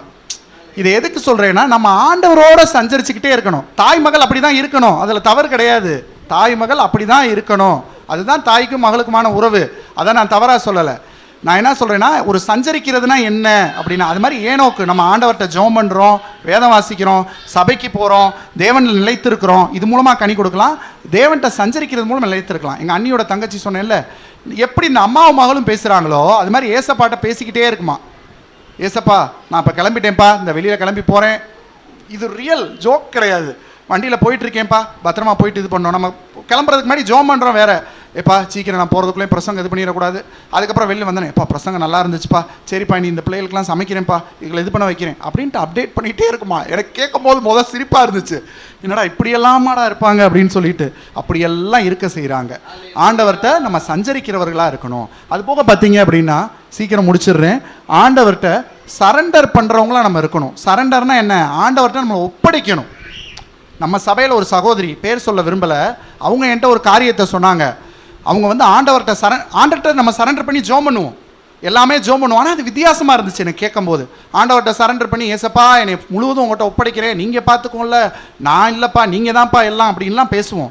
நம்ம சபையில் ஒரு சகோதரி என்ன பண்ணுவாங்களாம், காலையில் 6 மணிலேருந்து 10 மணி வரைக்கும், இது உண்மைங்க, I will not disclose the name and all, பேரெலாம் சொல்ல மாட்டேன். காலையில் 6 மணிலேருந்து 10 மணி வரைக்கும் செல்லில் வந்து 1 மணி நேரத்துக்கு ஒருக்கா அலாரம் வச்சுருப்பாங்களாம். 6 மணிக்கு அலாரம் அடிக்குமா, அடுத்து 7 மணிக்கு அடிக்குமா, 8 மணிக்கு அடிக்குமா. அப்போ என்ன பண்ணுவாங்களாம், கையை 2ஐயும் உயர்த்தி, ஏசப்பா நான் உங்கள்கிட்ட சரண்டர் ஆகிறேன், ஏசப்பா நான் உங்கள்கிட்ட சரண்டர் ஆகிறேன் அப்படின்னு சொல்லுவாங்களாம். 6 மணிக்கு சொல்லுவாங்க, 7 மணிக்கு சொல்லுவாங்க. அப்போ நான் கேட்டேன், 6 மணிக்கெலாம் தூங்கிட்டு இருப்பீங்களே, தூக்கத்தில் அலாரம் அடிக்கும் இல்லைனே, அப்போ படுத்துக்கிட்டே ஏசப்பா நான் உங்கள்கிட்ட சரண்டர் ஆகிறேன்னு கையை தூக்கிடுவேன் நான். சரி வெளியில் எங்கேயாவது போகிறேன் அப்படின்னா, ஏன்னா ரோட்டில் நின்னாலும் நான் பாட்டில் எங்கேயாவது ஷாப்பிங் பண்ணிகிட்டு இருந்தால் கூட, ஆண்டவரே உங்கள்கிட்ட நான் சரண்டர் ஆகிறேன் ஏசப்பான்னு கையை தூக்கிடுவேன். எனக்கு ரொம்ப இதாக இருந்துச்சு. பரவாயில்ல, நம்ம ஆண்டவர்கிட்ட சரண்டர் ஆகிறோம். இதெல்லாம் பாருங்களேன், ஒரு எவ்வளோ இது. நான் இதை எதுக்கு சொல்கிறேன்னா, அதுக்காண்டி நீங்கள் எல்லாம் கையை தூக்குங்க அப்படின்னா தான் சரண்டர் அப்படின்னு அர்த்தம் கிடையாது. ஒரு அண்டர்ஸ்டாண்டிங்காண்டி சொல்கிறேன், ஒரு புரிதலுக்காண்டி சொல்கிறேன். ஆண்டவரே நான் மட்டும் சரண்டர் ஆகிறேன், அப்போ நல்ல கனி கொடுக்கணும் அப்படின்னு சொல்லி சொன்னால் ஆண்டவர்கிட்ட சரண்டர் ஆகணும். அதுக்கப்புறம் பார்த்தீங்க அப்படின்னு சொல்லி சொன்னால் தேவ சமூகத்தில் அமைதியாக நம்ம அமர்ந்திருக்கணும். ஆண்டவருடைய சமூகத்தில் அமைதியாக அமர்ந்திருந்து கனி கொடுக்கணும். இக்லூ அப்படின்றத பற்றி கேள்விப்பட்டிருப்பீங்க. இக்லூனா பனிக்கட்டியிலான ஒரு வீடுன்னு வச்சுக்கோங்களேன். அந்த காலத்தில் ஃப்ரிட்ஜ் எல்லாம் கிடையாது இல்லை, அதனால் என்னென்னா இக்லூ வீட்டில் தான் எல்லாத்தையும் அந்த பனிக்கட்டியாக வீட்டில் தான் எல்லாத்தையும் சேமித்து வைப்பாங்களாம்.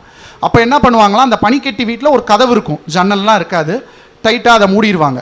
அப்போ என்னென்னா ஏரியில் வந்து அந்த வெளிநாடுகள்லாம் பார்த்திங்கன்னா அந்த வின்டர் சீசனில் அந்த பனிக்காலத்தில் வந்து பனி இருக்கும், ஏரியெல்லாம் பனி ஆகும்போது அந்த பனியை தூக்கி அந்த இக்லூ வீட்டுக்குள்ளே வச்சுருவாங்களாம். அந்த பனிக்கட்டிகள்லாம் தூக்கி, இதே ஒரு பனிக்கட்டி வீடு, அதுக்குள்ளே ஒரு பனிக்கட்டியெல்லாம் பரப்பி வச்சுருவாங்களாம். அது மேலே மரத்தூள் மரக்கட்டையெல்லாம் போட்டு வச்சுருவாங்களாம். இதில் பொருள்களை பாதுகாப்பாங்க இக்லூ வீட்டில். அதில் வேலை பார்க்குற ஒருத்தன் என்ன பண்ணியிருக்கிறான், அந்த வீட்டுக்குள்ளே போகும்போது அவனுடைய கைக்கடிகாரத்தை விட்டுட்டு வந்துட்டான். கைக்கடிகாரம், விலையுயர்ந்த கைக்கடிகாரத்தை விட்டுட்டு வந்தோன்னே என்ன ஆயிடுச்சு அப்படின்னா, தேடி தேடி பார்க்குறான், கிடைக்கல. அதுக்கப்புறம் பார்த்தீங்க அப்படின்னு சொல்லி சொன்னால் அங்கே வேலை பார்க்குறவங்கலாம் தேடி போய் பார்க்குறாங்க, கிடைக்கவே இல்லை. அப்போ என்ன ஆச்சு அப்படின்னு சொன்னால் ஒரு சின்ன பையன் வர்றான், எங்க நான் போய் உங்களை தேடி கண்டுபிடிக்கட்டும் அப்படின்னோடனே அவங்க வந்து இலக்காரமாக நினைக்கல, நம்ம எல்லாத்துட்டேருந்து எல்லாம் கற்றுக்கலாம். நான் எப்போயுமே அதை தான் சொல்லுவேன், அவங்க வயசெல்லாம் கிடையாது, சின்ன பிள்ளைங்கிட்டேருந்து நம்ம கற்றுக்கலாம், யார்கிட்ட இருந்தனாலும் கற்றுக்கலாம் நல்லதுன்னா. சரிப்பா நீ போப்பா, போய் கண்டுபிடிச்சி கொடுப்பா அப்படின்னு சொல்லி சொல்கிறாங்க. சொன்னோன்னே என்ன ஆகுது அப்படின்னு சொல்லி சொன்னால், அவன் போனோடனே உள்ளே அந்த பனிக்கட்டி வீட்டுக்குள்ளே போனோடனே கதவை சாத்திடுறான். சாத்திட்டோன்னே என்ன ஆயிடுது, ஒரு அமைதி வந்துடுது. அப்போ காதை கூர்ந்து கேட்குறான், டிக் டிக் டிக்குன்னு அந்த மணி கடிகாரம் சத்தம் வந்து கேட்குது. ஸோ எந்த திசையிலேருந்து வருதுன்னு சொல்லி பார்த்துட்டு உடனே என்ன பண்ணிடுறான், அதை கண்டுபிடிச்சிடுறான். இது மூலமாக என்ன சொல்கிறேன்னா, ஆண்டவருடைய சமூகத்தில் நம்ம அமைதியாக சார்ந்திருக்கும் போது ஆண்டவருடைய சத்தத்தை நாம் கேட்கலாம், ஆண்டவர் நம்மை வழி நடத்துவார். எப்படி அந்த சிறு பையன் ஒரு இக்லூ வீட்டில் போய் இருந்துட்டு ஆண்டோடைய சத்தத்தை அப்படியே ஆண்டோடைய சமூகத்தில் நின்று கேட்டான், அது மாதிரி நம்ம ஆண்டோடைய சமூகத்தில் இருந்து வந்து நம்ம வந்து இதை வந்து கேட்கலாம் அப்படின்றது தான். ஸோ நம்ம வந்து நல்லா கனி கொடுக்கணும்னா தேவனுக்குள்ளே நிலைத்திருக்கணும். தேவனுக்குள்ளே நிலைத்திருந்தால் என்ன பலன்கள், ஏசப்பா என்னெல்லாம் கிடைக்குன்னு சொல்லியிருக்கிறாரு. கடைசியில் நீ என் ஃப்ரெண்டுடான்ட்டாரு. அதுக்கப்புறம் நல்லா ஜெபம் பண்ணணும், ஏசப்பாவும் ஜெபம் பண்ணார், நல்லா பாடணும், துதிக்கணும். அது போக பார்த்தீங்க அப்படின்னு சொல்லி சொன்னால் தேவனோட சஞ்சரிக்கணும் அப்படின்றத பார்த்தோம். ஆண்டவர்கிட்ட நம்ம ஒப்பு கொடுக்கணும், சரண்டர் ஆகணும், தேவ சமூகத்தில் காத்திருக்கணும். அது போக பார்த்தீங்கன்னா மனத்தாழ்மை, இன்னும் ஒரு 5 minutes தான் முடிச்சிருவேன். மனத்தாழ்மை, நம்ம வந்து மனத்தாழ்மை உடையவர்களாக இருக்கணும். டாக்டர் பிராங்கிள் அப்படின்ற ஒரு ஊழியக்காரர் இருந்தாராம். அந்த ஊழியக்காரரை வந்து இப்போ பாஸ்டர் சபைக்கு அறிமுகப்படுத்தும் போது சொன்னாங்கல்ல, அவரெல்லாம் பயங்கர பிஸியாக இருந்தார், இது பண்ணார் அப்படி இப்படின்ட்டு. அது ஒன்றுமே இல்லை, நான் சொல்கிறேன், தேவநாமம் மகிமைப்படுவதாக. அந்த டாக்டர் பிராங்கிள் அறிமுகப்படுத்தும் போது என்ன பண்ணாராம், அந்த போதகர் வந்து டாக்டர் பிராங்கிள் அறிமுகப்படுத்தும் போது கிரேட் டாக்டர் பிராங்கிள் அப்படின்னு அறிமுகப்படுத்தினாராம். Great doctor பிராங்கிள்னு அறிமுகப்படுத்தினாராம். உடனே அவர் வந்தாராம். வந்துட்டு, நான் இல்லைங்க, இப்போ நம்ம பாடணும்ல, நான் இல்லைங்க, ஏன் பலன் இல்லைங்க, ஏன் ஞானம் இல்லைங்க, எல்லாம் தேவ பலன், எல்லாம் தேவ ஞானம் தாங்க. ஒரு கோடாரி இருக்குன்னு வச்சுக்கோங்க, அந்த கோடாரி அதை வந்து ஒருத்தன் இருக்கான்னு வச்சுக்கோங்க, மரவெட்டி ஒருத்தன் இருக்கான்னு வச்சுக்கோங்க, அந்த கோடாரி பெருமை பாராட்டலாமா? கோடாரி வந்து ஒரு மரத்தினால செய்யப்பட்டது, ஒரு உலோகத்தால் இருக்குது. இப்போ அந்த மரவெட்டி இருக்கான், அந்த மரவெட்டி இந்த கோடாரி வேணாண்டா அப்படின்னு தூக்கி போட்டான்னு வச்சுக்கோங்க, அது ஒன்றுமே இல்லை. கரெக்டுங்களா? அவன் யூஸ் பண்ணாதான் அது கோடாரி, இல்லைன்னா அது ஒரு மூலையில் கிடக்கிறது. அது மாதிரி தான் பார்த்தீங்கன்னா அவர் சொல்லியிருக்கிறாரு, அந்த கோடாரி வந்து நானுங்க, அந்த மரவெட்டி வந்து தேவனுங்க, தேவனாகிய இயேசு கிறிஸ்துங்க.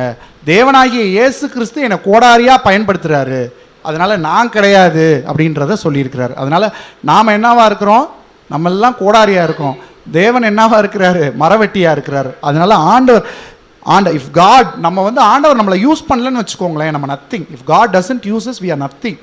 ஆண்டவர் நம்மளை யூஸ் பண்ணணும். எப்படி அந்த கோடாரி அந்த மரவெட்டி யூஸ் பண்ணானோ அது மாதிரி நம்ம வந்து ஆண்டவரால் யூஸ் பண்ணப்படணும். இயேசுவும் பார்த்தீங்கன்னா மனத்தாழ்மையை பற்றி பேசிகிட்டு இருக்கோம். மனத்தாழ்மை இருந்தால் நம்ம கனி கொடுக்கலாம். இயேசுவும் சிலுவையில் தன்னை தாழ்த்தினார். தாழ்த்தினதுனால என்ன பண்ணார், கனிகளை கொடுத்தார். நம்ம வந்து எப்பயுமே தாழ்த்துறவர்களாக இருக்க வேண்டும். நம்ம பிள்ளைங்களே பார்த்தீங்க அப்படின்னு சொல்லி சொன்னால் பிள்ளைகளுக்கு இது, தன்னைத்தான் தாழ்த்துகிறவன் உயர்த்தப்படுவான். ஆசா சிஸ்டர் நானும் இவங்களும் பேசிகிட்டு இருக்கிறத பார்த்துட்டு கேட்டாங்க, வஸ்தி சிஸ்டரும் பேசிகிட்டு இருக்க பார்த்து, 2 பேரும் பயங்கரமாக தாழ்த்துறீங்க உங்களை. அவங்க ஒரு பக்கம் தகுதி இல்லைன்றாங்க, நீங்கள் ஒரு பக்கம் தகுதி இல்லைன்றீங்க, எல்லாம் வந்து உயர்த்தப்படுறதுக்காண்டி தாழ்த்துறீங்க அப்படின்னாங்க. ஆமாம், அதுதான் சத்தியம். தன்னைத்தான் தாழ்த்துகிறவன் உயர்த்தப்படுவான். நம்ம பிள்ளைங்களுக்கு என்ன சொல்லிக் கொடுக்கணும்னா, எங்கள் பாப்பா கொஞ்சம் டிராயிங்லாம் இப்போ வரைய ஆரம்பிக்கிறான். அப்போ சின்ன பிள்ளை தானே, அழகாக வரைகிறான்னு சொன்னோன்னே அவளுக்கு அப்படியே ஒரு சந்தோஷம். பிள்ளைங்களை நம்ம பாராட்டினா சந்தோஷம்தான். சந்தோஷப்படுங்க. ஐயோ நம்மளை பாராட்டிட்டாங்க, நம்மளெல்லாம் யாராவது வர்றாங்கன்னு வச்சுக்கோங்க வீட்டுக்கு, அவள் ட்ராப் பண்ணதெல்லாம் எடுத்து அவளாக என்னமோ காமிச்சிட்டு இருப்பா, சும்மா நான் இது வரைஞ்சிருக்கேன் அது வரைஞ்சிட்ருக்கேன் அப்படின்னு காமிச்சிட்டு இருப்பாள். அப்போ அவளுக்கு நான் என்ன கற்றுக் கொடுத்தேன் அப்படின்னா, அந்த சந்தோஷப்படுறா, நம்ம வாழ்த்துறோம், நல்லா பண்ணுறோம், அக்னாலேஜ் பண்ணுறோம், அந்த பிள்ளையை வாழ்த்தினோடனே அது சந்தோஷப்படுது. அதோடு நம்ம நிறுத்திடக்கூடாது. அந்த சந்தோஷப்பட்டுக்கிட்டே இருந்து நீ நல்லா பண்ணுறேன்னு சொல்லி நான் நல்லா பண்ணுறேன்ற பெருமை அந்த குழந்தைகளுக்குள்ளே வந்துடக்கூடாது. அதுக்கு என்ன சொல்லணும், பாப்பா நீ நல்லா வரைகிற, ஆனால் இதுக்கெல்லாம் யார், ஏசப்பா தான் உனக்கு ஹெல்ப் பண்ணியிருக்கிறாரு. உன்னை யாரையாவது அப்ரிஷியேட் பண்ணாங்க அப்படின்னா உடனே க்ளோரி டு காட்னு சொல்லணும். Glory, all glory to God, almighty God, thank you Jesus, God's glory. நம்மளுமே ஒருத்தவங்களை நம்ம பாஸ்ட்லாம் நல்லா மெசேஜ் கொடுப்பாங்க. நாங்கள் சொல்லுவோம் பயங்கர இன்டர்பிரேட் பண்ணுறதுல, இன்னும் பேசினா நிறையா பேசிகிட்டே இருக்கலாம். இன்டர்பிரேட் பார்த்தீங்கன்னா இன்டர்பிரேட்னா நல்லா எடுத்துக்காட்டு சொல்லி சொல்கிறதுலலாம் ரொம்ப நல்லா இருக்கும். பாஸ்டோட மெசேஜ் எப்பயுமே நான் ரசித்து கேட்பேன். பரவாயில்ல, இவ்வளோ போன வாரம் கூட பார்த்தீங்கன்னா மெசேஜில் அந்த துருத்தியில் எப்படி திராட்சரசம் தீர்ந்தோடனே ஒரு திராட்சரசத்தில் திரும்ப அதை ஊற்றுறாரு ஃபுல்லாக. ஆண்டவர் நம்ம சூழ்நிலை எல்லாம் வலிஞ்சிருச்சு, ஒன்றும் இல்லைன்னு நினைக்கிறோமோ, ஆண்டவர் புது திராட்சரசத்தை கொடுப்பாரு, இதை விட டேஸ்ட்டாக இருக்குன்றதை இது பண்ணாங்க. நானும் வித்தூஸ் பிரதரும் கூட அதை பேசிகிட்டு இருந்தோம். அது சம்மந்தமாக ஒரு இதை கூட அவருக்கு அனுப்பிவிட்டேன், ஒரு மெசேஜ் கூட அனுப்பிட்டேன். என்னுடைய கப்பில் இருந்து எல்லாம் முடிஞ்சோன்னே நான் கவலையே பட தேவையில்லை, அதை திரும்ப ஆண்டவர் ரீஃபில் பண்ணிடுவார் அப்படின்னு சொல்லிட்டு. பாஸ்டர் இது எதுக்கு சொல்ல வரேன்னா, பாஸ்டர்கிட்ட நாங்கள் சொல்லுவோம், பாஸ்டர் எப்படி பாஸ்டர் பேசுகிறீங்க, கெமிஸ்ட்ரியை கொண்டு வர்றீங்க, ஃபிசிக்ஸை கொண்டு வர்றீங்க, மேக்ஸை கொண்டு வர்றீங்க, அக்கௌண்டன்சியை கொண்டு வர்றீங்க, மெக்கானிக்ஸை கொண்டு வர்றீங்க, பைபிளை நடத்த சொன்னால் எல்லாத்தையும் கொண்டு வந்துடுறீங்களே அப்படின்னு சொல்லும்போது அவர், நான் சொன்னதை நோட் பண்ணியிருக்கேன், க்ளோரி டு காட்லாம் சொல்ல சிரிப்பார், ஸ்தோத்திரம் ஸ்தோத்திரம் அப்படின்ற வார்த்தை அவர் வாயிலிருந்து வரும். நானும் இன்னைக்கு இந்த மெசேஜ் கொடுக்கும்போது இதெல்லாம் யோசிச்சுட்டு வரும்போது தான் கேட்டேன். ஆமாம், என் வீட்டுக்காரமாக சொல்லிச்சு, ஸ்தோத்திரம் ஸ்தோத்திரம்னு சொல்லுவார். நம்ம பிள்ளைகளை நம்ம ஒரு விஷயத்தில் நம்ம வாழ்த்துறோமா, அந்த பிள்ளைங்க க்ளோரி டு காட்னு சொல்லணும். நாளைக்கு நம்ம பிள்ளைங்க பெரிய பதவிகளுக்கு வருதா, இதெல்லாம் தயார்படுத்தணும். நானும் என் பையன்கிட்ட சொல்லுவேன், நாளைக்கு பெரிய பதவிக்கு வர்ற, பெரிய பொறுப்புக்கு வர்ற, பெரிய உலக சரித்திரத்தில் உன் பேர் வருது, மைக்கை முன்னாடி நீட்டி இப்போ நீங்கள் இப்படி பண்ணியிருக்கீங்கன்னு சொன்னால் first glory to God, thank you ஜீசஸ்ன்னு சொல்லிட்டு தான் ஆரம்பிக்கணும். இதை நம்ம பிள்ளைகளுக்கு கற்றுக் கொடுக்கணும். அதனால் நீ நல்லா பண்ணுறேன்னு அப்ரிஷியேட் பண்ணுறது வேறு, அந்த அப்ரிஷியேட் பண்ணுறது சந்தோஷம். ஆனால் பிள்ளைகள் மனத்தாழ்மையாக இருக்க நாம் கற்றுக் கொடுக்க வேண்டும். அது போக பார்த்தீங்கன்னா நன்மை செய்ய வேண்டும். இதோட முடிக்கிறேன். நம்ம நன்மை செய்கிறவர்களாக இருக்க வேண்டும். சவுல் தாவீது கதை நம்ம எல்லாத்துக்குமே தெரியும், அதெல்லாம் வாசிக்க வேண்டாம். சவுல் தாவீது எப்படி சவுல் தாவீதை துரத்திட்டு வந்தாலும் தாவீது குன்றுகளாக போய் ஒளிஞ்சிட்டு இருந்தான் இவனுக்கு உயிருக்கு பயந்து. அப்போ சவுல் சிக்கிடுறான் தாவீதுட்ட. சிக்கினா கூட அவன் என்ன பண்ணிடுறான், விட்டுடுறான். அவனுடைய வஸ்திர தொங்கலை மட்டும் அறுத்துட்டு இந்த தேவனோட இவன் மேலே கை வைக்கக்கூடாதுன்னு அவன் ஊழியக்காரனுக்கும் சொல்கிறான். அவன் நினச்சா செஞ்சுருக்கலாம், அவனை கொண்டிருக்கலாம், ஆனால் கொல்லலை. அவனை விட்டுறான், நன்மை செய்கிறவனாக இருந்தான். அதனால் ஆண்டவர் அவனை ஒரு தேசத்தின் அதிபதியாக, ராஜாவாக உயர்த்தினார். ஆண்டவராக இயேசு கிறிஸ்துவும் பார்த்தீங்கன்னா அவரை சிலுவையில் அறையிறதுக்கு வர்றாங்கன்னு தெரியும். நம்மலாம் இருக்கோம், ஒருத்தர் நம்மளுக்கு கெடுதல் செய்கிறாங்கன்னு வச்சுக்கோங்களேன், எவ்வளோ டென்ஷன் ஆகும். நம்மளுக்கு தெரிஞ்சிருச்சு இவங்க தான் கெடுதல் செய்ய போகிறாங்கன்னா அவங்க மேலே அவ்வளோ கோவப்படுவோம், அவ்வளோ எரிச்சல் அடைவோம். இவன் கூட பழக்கமே வச்சுக்கக்கூடாதுன்னு. யூதாஸ் காரியத்தை ஆண்டவர் கூடயே இருந்தான். ஆண்டவருக்கு நல்லாவே தெரியும் இவன் தான் காட்டி கொடுக்க போகிறான்னு.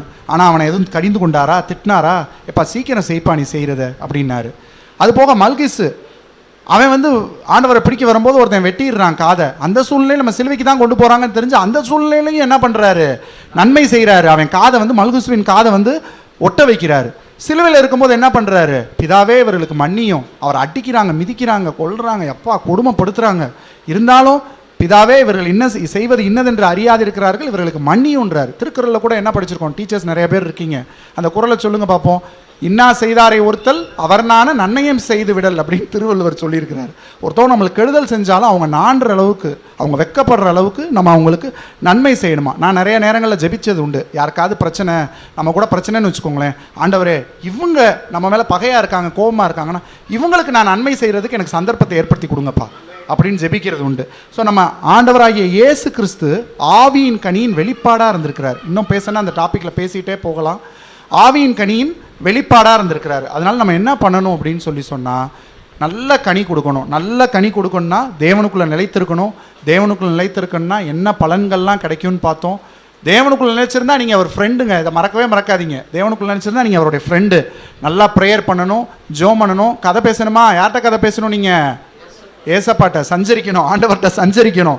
அவருடைய சமூகத்தில் எப்படி அந்த சின்ன பையன் எல்லாத்தையும் அடைச்சிட்டு அமைதியாக இருந்து அந்த சத்தத்தை, வாட்சோட சத்தத்தை தேர்த்து கண்டுபிடிச்சான், அதுபோல் நம்ம ஆண்டோடைய சமூகத்தில் இருந்து நம்ம என்ன பண்ணணும்? ஆண்டவருடைய சத்தத்தை கேட்கணும். அது போக மனத்தாழ்மையாக இருக்கணும். தன்னைத்தான் தாழ்த்துகிறவன் உயர்த்தப்படுவான் அப்படின்ற வசனத்தின்படி நம்ம மனத்தாழ்மை உடையவர்களாக இருக்க வேண்டும். அதுபோல் நம்ம பிள்ளைங்களுக்கு கண்டிப்பாக அதை கற்றுக் கொடுக்கணும். யாராவது எங்கே உன்னை அப்ரிஷியேட் பண்ணுறாங்களா, glory to God, thank you Jesus அப்படின்றத நம்ம கண்டிப்பாக சொல்லணும். நம்ம நன்மை செய்கிறவர்களாக இருக்கணும். ஆண்டவராய் இயேசு கிறிஸ்து விரும்பும் ஆவியின் கனிகளை நாம் கொடுக்கிறவர்களாக இருக்கணும். ஆண்டவர் தாமே இந்த வார்த்தைகளை ஆசீர்வதிப்பாராக. தேவனுக்கே மகிமை உண்டாவதாக. ஜீசஸ். அல்லேலூயா. பிரியமான தேவனுடைய பிள்ளைகளே, இன்றைய சிலுவை தியான கூட்டத்திலே கர்த்தர் நம்முடைய வாழ்க்கைக்கான சத்தியத்தை பேசியிருக்கிறார். நாம் கனி கொடுக்கிறவர்களாக இருக்கும்போது தான் நம்மை அடையாளப்படுத்துகிறோம். நம்ம எப்படிப்பட்ட கனி கொடுக்கிறவர்களாக இருக்கிறோம்? நல்ல கனி கொடுக்கிறவர்களாக இருக்க வேண்டும். அல்லேலூயா. நம்முடைய வாழ்க்கையிலே நல்ல குணம், நல்ல சுவாபம், நல்ல பண்பு நம்மிடத்திலிருந்து வெளிப்படணும். அதுதான் ஆண்டவர் எதிர்பார்க்கிற காரியம். நம்மை மனிதனாய் படைத்திருக்கிறார். நம்மிடத்திலிருந்து வெளிப்படக்கூடிய அந்த காரியங்கள் தான் கனி என்பது. உங்களுடைய பேச்சிலே ஒரு பரிவு, ஒரு அன்பு, ஒரு இரக்கம், ஒரு தாழ்மை, இதெல்லாம் கலந்ததாக இருக்கிறது. ஆகவே நாம் எப்படி இருக்கிறோம் என்பது நமக்கே தெரியும். இன்றைக்கி செய்தியை நம்ம கேட்டோம், நம்ம அடையாளம் என்ன என்பது நமக்கே தெரிஞ்சிருக்கும். உண்மையிலேயே பரிசுத்த ஆவியானவர் நம்மளை டச் பண்ணியிருப்பார். நம்ம எப்படி இருக்கோம், நம்ம குடும்பம் எப்படி இருக்குது, நம்முடைய பிள்ளைகள் எப்படி இருக்கிறார்கள். நீங்கள் உங்களுடைய தன்மையினால தான் அந்த உலகத்துக்கு அடையாளம் காட்டுறீங்க. நல்ல ஒரு உதாரணமாக அந்த ஆர்டிஸ்ட்டு அந்த போலீஸில் சிக்கின போது அந்த டோல்கேட்டில் அவரை வந்து விடமாட்டேன்னு சொல்லும்போது உண்மையிலேயே அவர் ஆர்டிஸ்ட்டு தானா என்பதை பரிசோதிப்பதற்கு அவர்கள் படம் வரைய சொன்னபோது அவர் படம் வரைஞ்சி காட்டின உடனே அவருக்கு அந்த பாஸ்போர்ட் விசா இல்லைன்னாலும் அவரிடத்திலே உண்மையான அந்த தன்மை இருக்கிற என்பது அவருக்கு அங்கீகாரம் கொடுத்தது. நாம் கிறிஸ்துவின் பிள்ளைகள், நம்ம ஆண்டவருக்குள்ளே இருக்கிறோம், கிறிஸ்துவுக்குள்ளே இருக்கிறோம்னா கிறிஸ்து நம்மளே வெளிப்படணும், இயேசு கிறிஸ்து வெளிப்படணும். அதுதான் நமக்கு முக்கியமான ஒரு காரியமாக இருக்கிறது. கெட்ட காரியம் எதுவுமே இருக்கக்கூடாது. ஏன்னா தீமையும் நன்மையும் ஆண்டவர் வச்சிருக்கிறாரு, சாபத்தையும் ஆசீர்வாதத்தையும் வைத்திருக்கிறார். ஆண்டவர் ரெண்டையும் வச்சிருக்கிறாரு. எதை நம்ம தெரிந்து கொள்ளுகிறோம், எது நம்முடைய வாழ்க்கையில் வெளிப்பட வேண்டும்? மனுஷரோடு போட்டி போட்டுட்டு மனுஷருக்கு விரோதமாக நம்ம தீமை செஞ்சுக்கிட்டே இருக்கக்கூடாது. நம்மை படைத்த ஆண்டவர் நம்மை பார்க்கிறார், இதுக்கும் பலன் கொடுக்க போகிறார். அந்த கடைசி பாயிண்ட் அதுதான், பலன் கொடுக்க போகிறார். என்ன, அதிக கனி கொடுக்கும்படியாக செய்வாராம். ஏன்னா அதில் இருக்கக்கூடிய எல்லாத்தையும் களைகளை எடுத்து, கிளைகளை நறுக்கி, தேவையில்லாத எல்லாத்தையும் காஞ்சி போன இலையெல்லாம் எடுத்துட்டு நமக்கு இன்னும் தண்ணி ஊற்றுவார், இன்னும் உரம் போடுவார், இன்னும் பணம் கொடுப்பார், இன்னும் ஐஸ்வர்யத்தை தருவார், இன்னும் நமக்கு பதவி உயர்வுகளை தருவார், இன்னும் நம்மளை மேன்மைப்படுத்துவார். நல்ல கனி கொடுக்க ஆரம்பிச்சிட்டோன்னு வைங்களேன், அதில் ஆண்டவர் சந்தோஷப்படுவார், மகிமை அடைவார், நம்மை இன்னும் மேலும் மேலும் மேலும் நம்மளை உயர்த்துவார். அல்லேலூயா. நம்மளால் ஆண்டவர் மகிமைப்படுகிறார் என்று சொல்லும்போது நம்முடைய இதயத்தில் நம்மை தாழ்த்த வேண்டும். அல்லேலூயா. சிலர் நல்லது செய்கிறேன்னு அவங்க எழுதி போடுவாங்க, உபயம்னு. நீங்கள் நிறைய இதிலெல்லாம் கோயிலெல்லாம் பார்த்துருப்பீங்க. அதுலேயும் முக்கியமாக ஒரு கோயில்னால் முதல்ல கை தூக்குறவங்க யாருன்னா, நான் கேட்டு உபயம் பண்ணுறேன் அப்படின்வாங்க. அதுதான் அவங்களுக்கு ஃபஸ்ட்டு இம்பார்ட்டண்ட்டு. ஏன்னா ஒரு கோயில் கட்டி அந்த கேட்டு தானே முன்னால் இருக்கும், அந்த கேட்டை உபயம்னு போட்டால் அந்த கோயிலே உபயம் பண்ண மாதிரி ஒரு அர்த்தம்னு. நம்ம உபயம்லாம் நமக்கு முக்கியம் தேவையில்லை, ஆண்டவருக்கு உபயோகமான பாத்திரமாக இருக்கணும். அல்லேலூயா. நம்மை தாழ்த்தணும், அதுதான் ரொம்ப ரொம்ப முக்கியம். கிறிஸ்துவுக்குள்ள நீங்கள் நிலைத்திருந்தால் உங்களுடைய வாழ்க்கையில் அநேக காரியங்களை கர்த்தர் செய்வார் என்று சொல்லப்பட்டு இருக்கிறது. அதனால் என்னென்ன இருக்குமா, நீங்கள் வேண்டுகிறது உங்களுக்கு கிடைக்கும், ஆண்டவர் அதில் மகிமைப்படுவார், நீங்களும் சீசராக இருப்பீர்கள், நீங்களும் அவருடைய அன்பிலே நிலைத்திருப்பீர்கள், உங்களுக்கு சந்தோஷம் ஆனந்தத்தை கர்த்தர் தருவார். எல்லாத்தையும் விட உங்களை சிநேகிதராக ஆண்டவர் ஏற்றுக்கொள்ளுவார். அல்லேலூயா. ஆகவே நிலைத்திருக்க வேண்டும். அதிக கனி கொடுக்கிறதுக்கு நம்ம ஆண்டவரிலே நிலைத்திருக்கணும். புதிதாய் வந்திருக்கிற உங்களை எல்லாம் வரவேற்கிறேன். அருமையான சகோதரி வந்திருக்கிறீங்க, பின்னால் 2 பேர் வந்திருக்கீங்க. நியூ கமர்ஸ் கூட அவங்களுக்கு எடுத்து கொடுங்க, ஒரு நியூ கமர்ஸ் ரெடி பண்ணுங்க. நமக்கு ஆண்டவருக்குள்ளே நிலைச்சிருக்கணும். எப்பயுமே நீங்கள் ஆண்டவருக்குள்ளே நிலைச்சிருந்தா ஆண்டவர் உங்களுக்கு நல்ல பலனை கொடுப்பார். நிலைச்சி இருக்கணும். நிலைச்சி இருக்கிறது தான் அப்படியே வளர்ந்து இப்போ செடியை இங்கே ஊண்டிட்டு அப்புறம் எடுத்து அங்கே ஊண்டிட்டு அப்புறம் அங்கே ஊண்டிட்டு அப்புறம் அங்கே ஊண்டிட்டு இப்படியே மாற்றி மாற்றி ஊண்டுனீங்கன்னா அது நல்லா வளருமா? வளரவே வளராது. கர்த்தருக்குள்ளே நிலைச்சிருங்க. கர்த்தருக்குள்ளே நீங்கள் நிலைச்சிருக்கிறதுக்கு நீங்கள் என்ன செய்யணும்? நீங்கள் நிலைச்சி இருக்கிறதுக்கு அவரோடு தொடர்பு வைத்து கொண்டே இருக்கணும். ஜெபம் பண்ணுங்க. நம்ம அனிதாவை பற்றி இன்னைக்கு சொன்னார். நல்ல அனிதாவுடைய சாட்சி நம்மளையே உற்சாகப்படுத்துகிறது. உண்மையிலேயே நான் கூட தீர்மானித்தேன். அல்லேலூயா. எப்பயுமே ஆண்டவருக்கு தெரியப்படுத்திக்கிட்டே. இன்னொரு சகோதரியை பற்றி சொன்னார். அவங்க 1 மணி நேரத்துக்கு ஒரு தடவை, ஆண்டவரே நான் என்னை ஒப்பு கொடுக்கிறேன், சரண்டர் பண்ணுகிறேன் ஆண்டவரே, என்னை சரண்டர் பண்ணுகிறேன் ஆண்டவரே என்று சொல்லுகிறது. அதுவும் ஒரு பெரிய ஒரு சவால் நிறைந்த ஒன்று. நம்மை நாம் ஆண்டவருக்கு சரண்டர் பண்ண வேண்டியது அவசியமாக இருக்கிறது. அப்படித்தான் தேவனோடு நம்ம சஞ்சரித்து கொண்டே இருக்கணும். அப்போ தீய எண்ணங்கள் நமக்கு வராது. சாத்தான் நம்ம இடத்துல கோட்டை கட்ட முடியாது. சாத்தான் நம்மளை பயமுறுத்த முடியாது.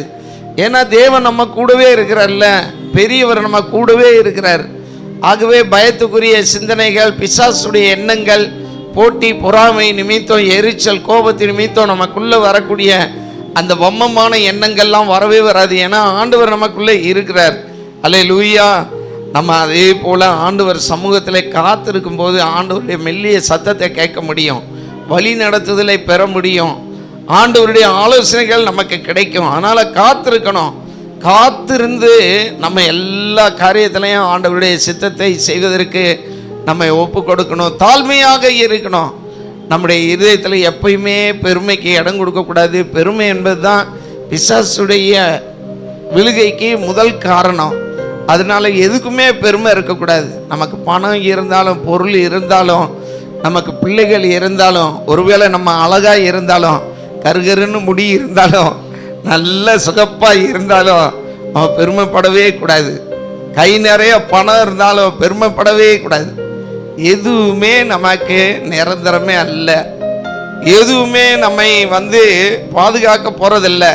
ஒரு நல்ல உதாரணம் சொன்னார். கோடாரியை பற்றி ஒரு கதை. அல்லேலூயா. பாருங்க, அந்த கோடாரி ஒன்றுமே இல்லை.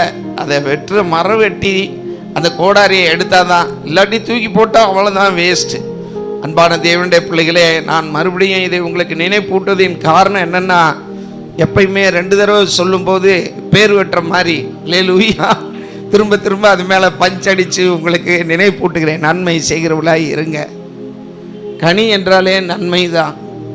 அதான் முதல்ல எடுத்த உடனே சொன்னார். எந்த மரமும் அது கனி அதே சாப்பிட்றது கிடையாது. அது மற்றவங்களுக்கு தான் கொடுக்குது. அல்லேலூயா. மற்றவங்களுக்கு தான் கொடுக்குது. அதுவும் வாழை மரத்தை சொல்லுவாங்க, வாழை மரம் முழுவதும் தன்னையே கொடுக்குதுன்னுவாங்க. வாழை மரத்தில் அந்த இலை அது சோறு போட்டு சாப்பிட நமக்கு பயன்படுது. வாழைப்பூ நமக்கு பயன்படுது. வாழைப்பழம் நமக்கு பயன்படுது. வாழைத்தண்டு அது நமக்கு பயன்படுது. பாருங்க, ஹோல் டோட்டல் மரமும் யூஸ்ஃபுல்லாக இருக்கு. அல்லேலூயா. நம்ம அப்படி தான் இருக்கணும். ஆண்டவர் அதைத்தான் நம்மிடத்தில் எதிர்பார்க்கிறார். ஆகவே இயேசு கிறிஸ்து தான் மாடல். கனி கொடுக்கறதுக்கு இயேசு அவர் வாழ்ந்து கனி கொடுத்து நமக்கு காட்டி இருக்கிறார். நம்மளால இது முடியாது, நம்மளால அது முடியாதுன்னெலாம் நம்ம சொல்லவே முடியாது. ஏன்னா ஒரு மனுஷனாக பிறந்து அந்த மனுஷனாக அவர் வாழ்ந்து காட்டி இருக்கிறாரே. அவர் வாழ்ந்து காட்டினார்னா நம்மளும் காட்ட முடியுமே, அவரை போல இருக்க முடியுமே. நீங்கள் ஒரு தீர்மானம் எடுங்க, ஆண்டவர் உங்களுக்கு உதவி செய்வார். நாம் யாவர் எழுப்பி நிற்போம், ஜெபம் செய்வோம். ஹல்லேலூயா. அருமையான பாடலை டேவிட் செலக்ட் பண்ணி பாடினார். சீசன் என்பவன் குருவை போலவே அவன் அப்படியாய் குருவை அடையாளம் காட்டுகிறவனாய் இருப்பான். இங்கே வந்திருக்கிற நாம் இந்த சிலுவையின் உபதேசம், இயேசு கிறிஸ்துவின் உபதேசத்தில் கனி கொடுக்க வேண்டும் என்பதை கடைசி வரைக்கும் அவர் செய்து காட்டினார். தனக்கு முத்தம் கொடுத்த யூதாஸ் காரியத்தை சிநேகிதனே என்று அழைத்தார். காதர வெட்டின மல்கூசின் காதை ஒட்டினார். சிலுவையிலேயும் கூட பிதாவே இவர்களை மன்னியும் என்று வேண்டினார். என்ன மாதிரி கனி கொடுக்கிறார் பாருங்க. அவருடைய கனியை ஒவ்வொரு நிலையிலேயும் நம்ம பார்க்கலாம், ஒவ்வொரு நிலையிலேயும். அதுபோல் நாமும் எல்லா நிலையிலையும் பார்க்கணும். சர்ச்சுக்கு வரும்போது மாத்திரம் இல்லை, நீங்கள் போய் ஷேர் ஆட்டோ ஏறும்போதும் கனி கொடுக்குறவங்களா இருக்கணும். ரோட்டில் போய் மார்க்கெட்டில் போய் நீங்கள் விலை பேசும்போதும் கனி கொடுக்குறவங்களா இருக்கணும். எப்பயுமே கனி கொடுக்குறவங்களா இருக்கணும். நம்ம அர்ப்பணிப்போமா? முதலாவது இந்த செய்திக்கு நம்ம ஒப்பு கொடுத்து ஜெபிப்போம். இந்த செய்தி எனக்கு கர்த்தர் பேசினார், என்னை டச் பண்ணது இந்த வசனம், இந்த மாதிரி இந்த பாயிண்ட் என்னை டச் பண்ணிச்சு, என்னை உணர்த்தினது என்பவர்கள் உங்கள் வலது கரத்தை உயர்த்தி காட்டுங்க. உங்களுக்காக முதலாவது நான் ஜெபிக்க விரும்புகிறேன். என்னையும் கூட உணர்த்தினது, ஆகவே நானும் கை தூக்கி இருக்கிறேன். எல்லாரும் ஜெபிப்போம். நல்ல தகப்பனே, கை உயர்த்தின ஒவ்வொருவருக்காகவும் சோதரம். உணர்த்தப்பட்ட இந்த காரியங்கள் இவர்களுக்குள்ளாய் ஒரு திருப்பு முனையாய் அமைந்து இவர்கள் வாழ்க்கையை உயிர்ப்பிக்கட்டும். ஆண்டவரே, மகிமையின் மேல் மகிமை அடைந்து அந்த சாயலாகத்தானே மறுரூபம் அடையட்டும். ஒரு மறுரூபம் ஒவ்வொரு விசுவாசிகளுக்குள்ளும் உண்டாகட்டும். நேரடியிலே பார்த்து கொண்டு இருக்கிற, ஆன்லைனில் பார்த்து கொண்டு இருக்கிற ஒவ்வொருவருக்குள்ளாகவும் ஒரு மறுரூபம் உண்டாகட்டும். அப்பா, ஒரு மறுரூபம் மகிமையின் மேல் மகிமை அடைந்து கிறிஸ்துவின் சாயலுக்கு ஒப்பாக அப்பா ஒவ்வொருவரும் மறுரூபம் அடையட்டும். உம்முடைய கரத்திலே ஒப்பு கொடுக்கிறேன் அப்பா. தகப்பனே, இந்த செய்தியின் மூலமாக இவர்கள் வாழ்க்கை இந்த 2025 இந்த சிலுவை தியான கூட்டத்தின் மூலமாக ஒரு படி முன்னேறட்டும் அப்பா. கர்த்தர் பெரிய காரியங்களை செய்யும். இயேசுவின் நாமத்தில் பிதாவே. கைகளை கீழே போட்டுருங்க. வந்தவர்களுக்காகவும் சிறப்பாகவும் நான் ஜெபம் செய்து முடிக்கிறேன். தகப்பனே, இன்றைய நாள் கூட்டத்தை பொறுப்படுத்துவதற்காக நன்றி சுவாமி. ஒவ்வொருவருக்கும் பிரயோஜனமாய் மாற்றி ஆண்டவரே, ஒவ்வொருவருடைய வாழ்க்கையிலையும் இது ஒரு மாற்றத்தை உண்டாகட்டும். அவர்கள் மனம் புதிதாகட்டும். ஆண்டவரே, இந்த சிலுவை தியான கூட்டத்துக்கு தேவையோடு பிரச்சனைகளோடு வந்திருக்கிற ஒவ்வொருவருக்காகவும் நான் ஜெபிக்கிறேன். என்ன சூழ்நிலையிலே இங்கே வந்திருக்கிறார்களோ அதை நீர் அறிவீர். ஆதரிக்கிற தெய்வம் நீங்க தான் அப்பா. தாங்குகிற தெய்வம் நீங்க தான். விடுதலை தருகிற தெய்வம் நீங்க தான். பிசாசின் கிரியைகளை அழிக்கவே தேவனுடைய குமாரன் வெளிப்பட்டார் என்று சொன்ன வசனத்தின்படி எல்லா பிசாசின் கிரியைகளின் மேலே நான் அதிகாரத்தை எடுக்கிறேன். பொல்லாத வல்லமைகள் ஒவ்வொருவரையும் விட்டு, ஒவ்வொரு குடும்பத்தை விட்டு வெளியே போ என்று கட்டளையிடுகிறேன் இயேசுவின் நாமத்தினால. ஏழ்மை, வறுமை, தரித்திரங்கள் நீங்குவதாக. அப்பா, நம்முடைய மகிமையின் ஐஸ்வர்யத்தினாலே ஒவ்வொருவருடைய குறைகளும் கிறிஸ்து இயேசுவுக்குள் மகிமையிலே நிறைவாகட்டும் அப்பா. அவருக்குள் ஜீவன் இருந்தது, அந்த ஜீவன் மனுஷருக்கு ஒளியாகி இருந்தது, இருளானது அதை பற்றி கொள்ளவில்லை என்று சொன்னது போல எல்லா இருள்களும் நீங்கட்டும் அப்பா. மகிமை உண்டாகட்டும். மகிமையை ஆண்டவரே, பிதாவுக்கு ஒப்பான மகிமையை கண்டோம். பிதாவுக்கு ஒப்பான மகிமையை இவர்கள் ஒவ்வொருவரும் பெற்றுக்கொள்ள, மகிமையின் மேல் மகிமை அடைய கர்த்தாவே நீர் உதவி செய்யும். ஆதரவில்லாமல் தவித்து ஆண்டவரே, இந்த இடத்துக்கு வந்திருக்கிற ஒவ்வொருவருக்கும் நானே உன்னை ஆதரிப்பேன் என்று தைரியமாய் அனுப்பி விடுவீராக. குடும்பத்தை குறித்து கவலையோடு, போராட்டத்தோடு, அப்பா பலவிதமான கலக்கத்தோடு வந்தவர்களுக்கு கர்த்தர் எனக்காக யாவற்றையும் செய்து முடிப்பார் என்ற நம்பிக்கையோடு கடந்து செல்ல கர்த்தர் உதவி செய்யும். வந்த ஒவ்வொருவருக்காகவும் நன்றி சுவாமி. வராமல் ஆன்லைனில் பார்க்கிறவர்களுக்காகவும் நன்றி சொல்கிறோம். ஆண்டவரே, வராமல் தடைப்பட்டிருக்கிற அநேகர் இருக்கிறாங்க ராஜா. நாளைக்கு கூட்டத்துக்கு அநேகரை அழைத்து வாங்க, உங்கள் நாம் மகிமைப்படட்டும். செய்தி கொடுத்த பாக்கியராஜுக்காக நாங்கள் ஜெபிக்கிறோம். அன்பு சகோதரனை ஆசீர்வதிங்க. உங்கள் மனைவி, அவர்களுடைய 2 பிள்ளைகளையும், அவங்க மகனையும் மகளையும் இதே பாதையில் நடத்துங்க. இந்த வேளையில் சகோதரி பாக்கிய ஜோதியை நாங்கள் நினைவு கூறுகிறோம் அப்பா. இந்த சபை வளர்ச்சிக்கு அஸ்திபாரமாக அவர்கள்லாம் இருந்தார்கள் ராஜா. அவர்கள் பிள்ளைகள் இந்த நாட்களில் எழும்பி பிரகாசிக்கிற நினைத்து நாங்கள் நன்றி சொல்லுகிறோம், ஸ்தோத்திரம் செலுத்துகிறோம். ஆண்டவரே, அந்த முழு குடும்பத்தையும் நீங்கள் ஆசீர்வதிங்க, சாட்சியாய் நிறுத்துங்க. உங்கள் நாமம் மகிமைப்படட்டும். ஆண்டவரே, உங்கள் கரத்தில் நாங்கள் எல்லாவற்றையும் ஒப்பு கொடுக்கிறோம். நீர் பொறுப்படுத்திக்கொள்ளும், ஆசீர்வாதத்தோடு அனுப்பும். இயேசு கிறிஸ்துவின் நாமத்தில் ஜெபம் பண்ணுகிறோம் எங்கள் நல்ல பிதாவே, ஆமென். ஆத்துமாவே கர்த்தரை சோதரி, என் முழு உள்ளமே அவருடைய பரிசுத்த நாமத்தை சோதரி. என் ஆத்துமாவே கர்த்தரை சோதரி, கர்த்தர் செய்த சகல உபகாரங்களையும் மறவாதே. ஆமென். நம்முடைய கர்த்தராகிய இயேசு கிறிஸ்துவின் கிருபை, பிதாவாய் தேவனுடைய அன்பு, பரிசுத்த ஆவியானவரின் அந்யோன்ய ஐக்கியம், பாதுகாப்பு, பராமரிப்பு, வழி நடத்துதல் இன்றும் என்றும் சதா காலமும் நம்மோடும் நம்முடைய வீட்டார் அனைவரோடு கூட என்றென்றைக்கும் இருப்பதாக. ஆமென். அல்லேலூயா.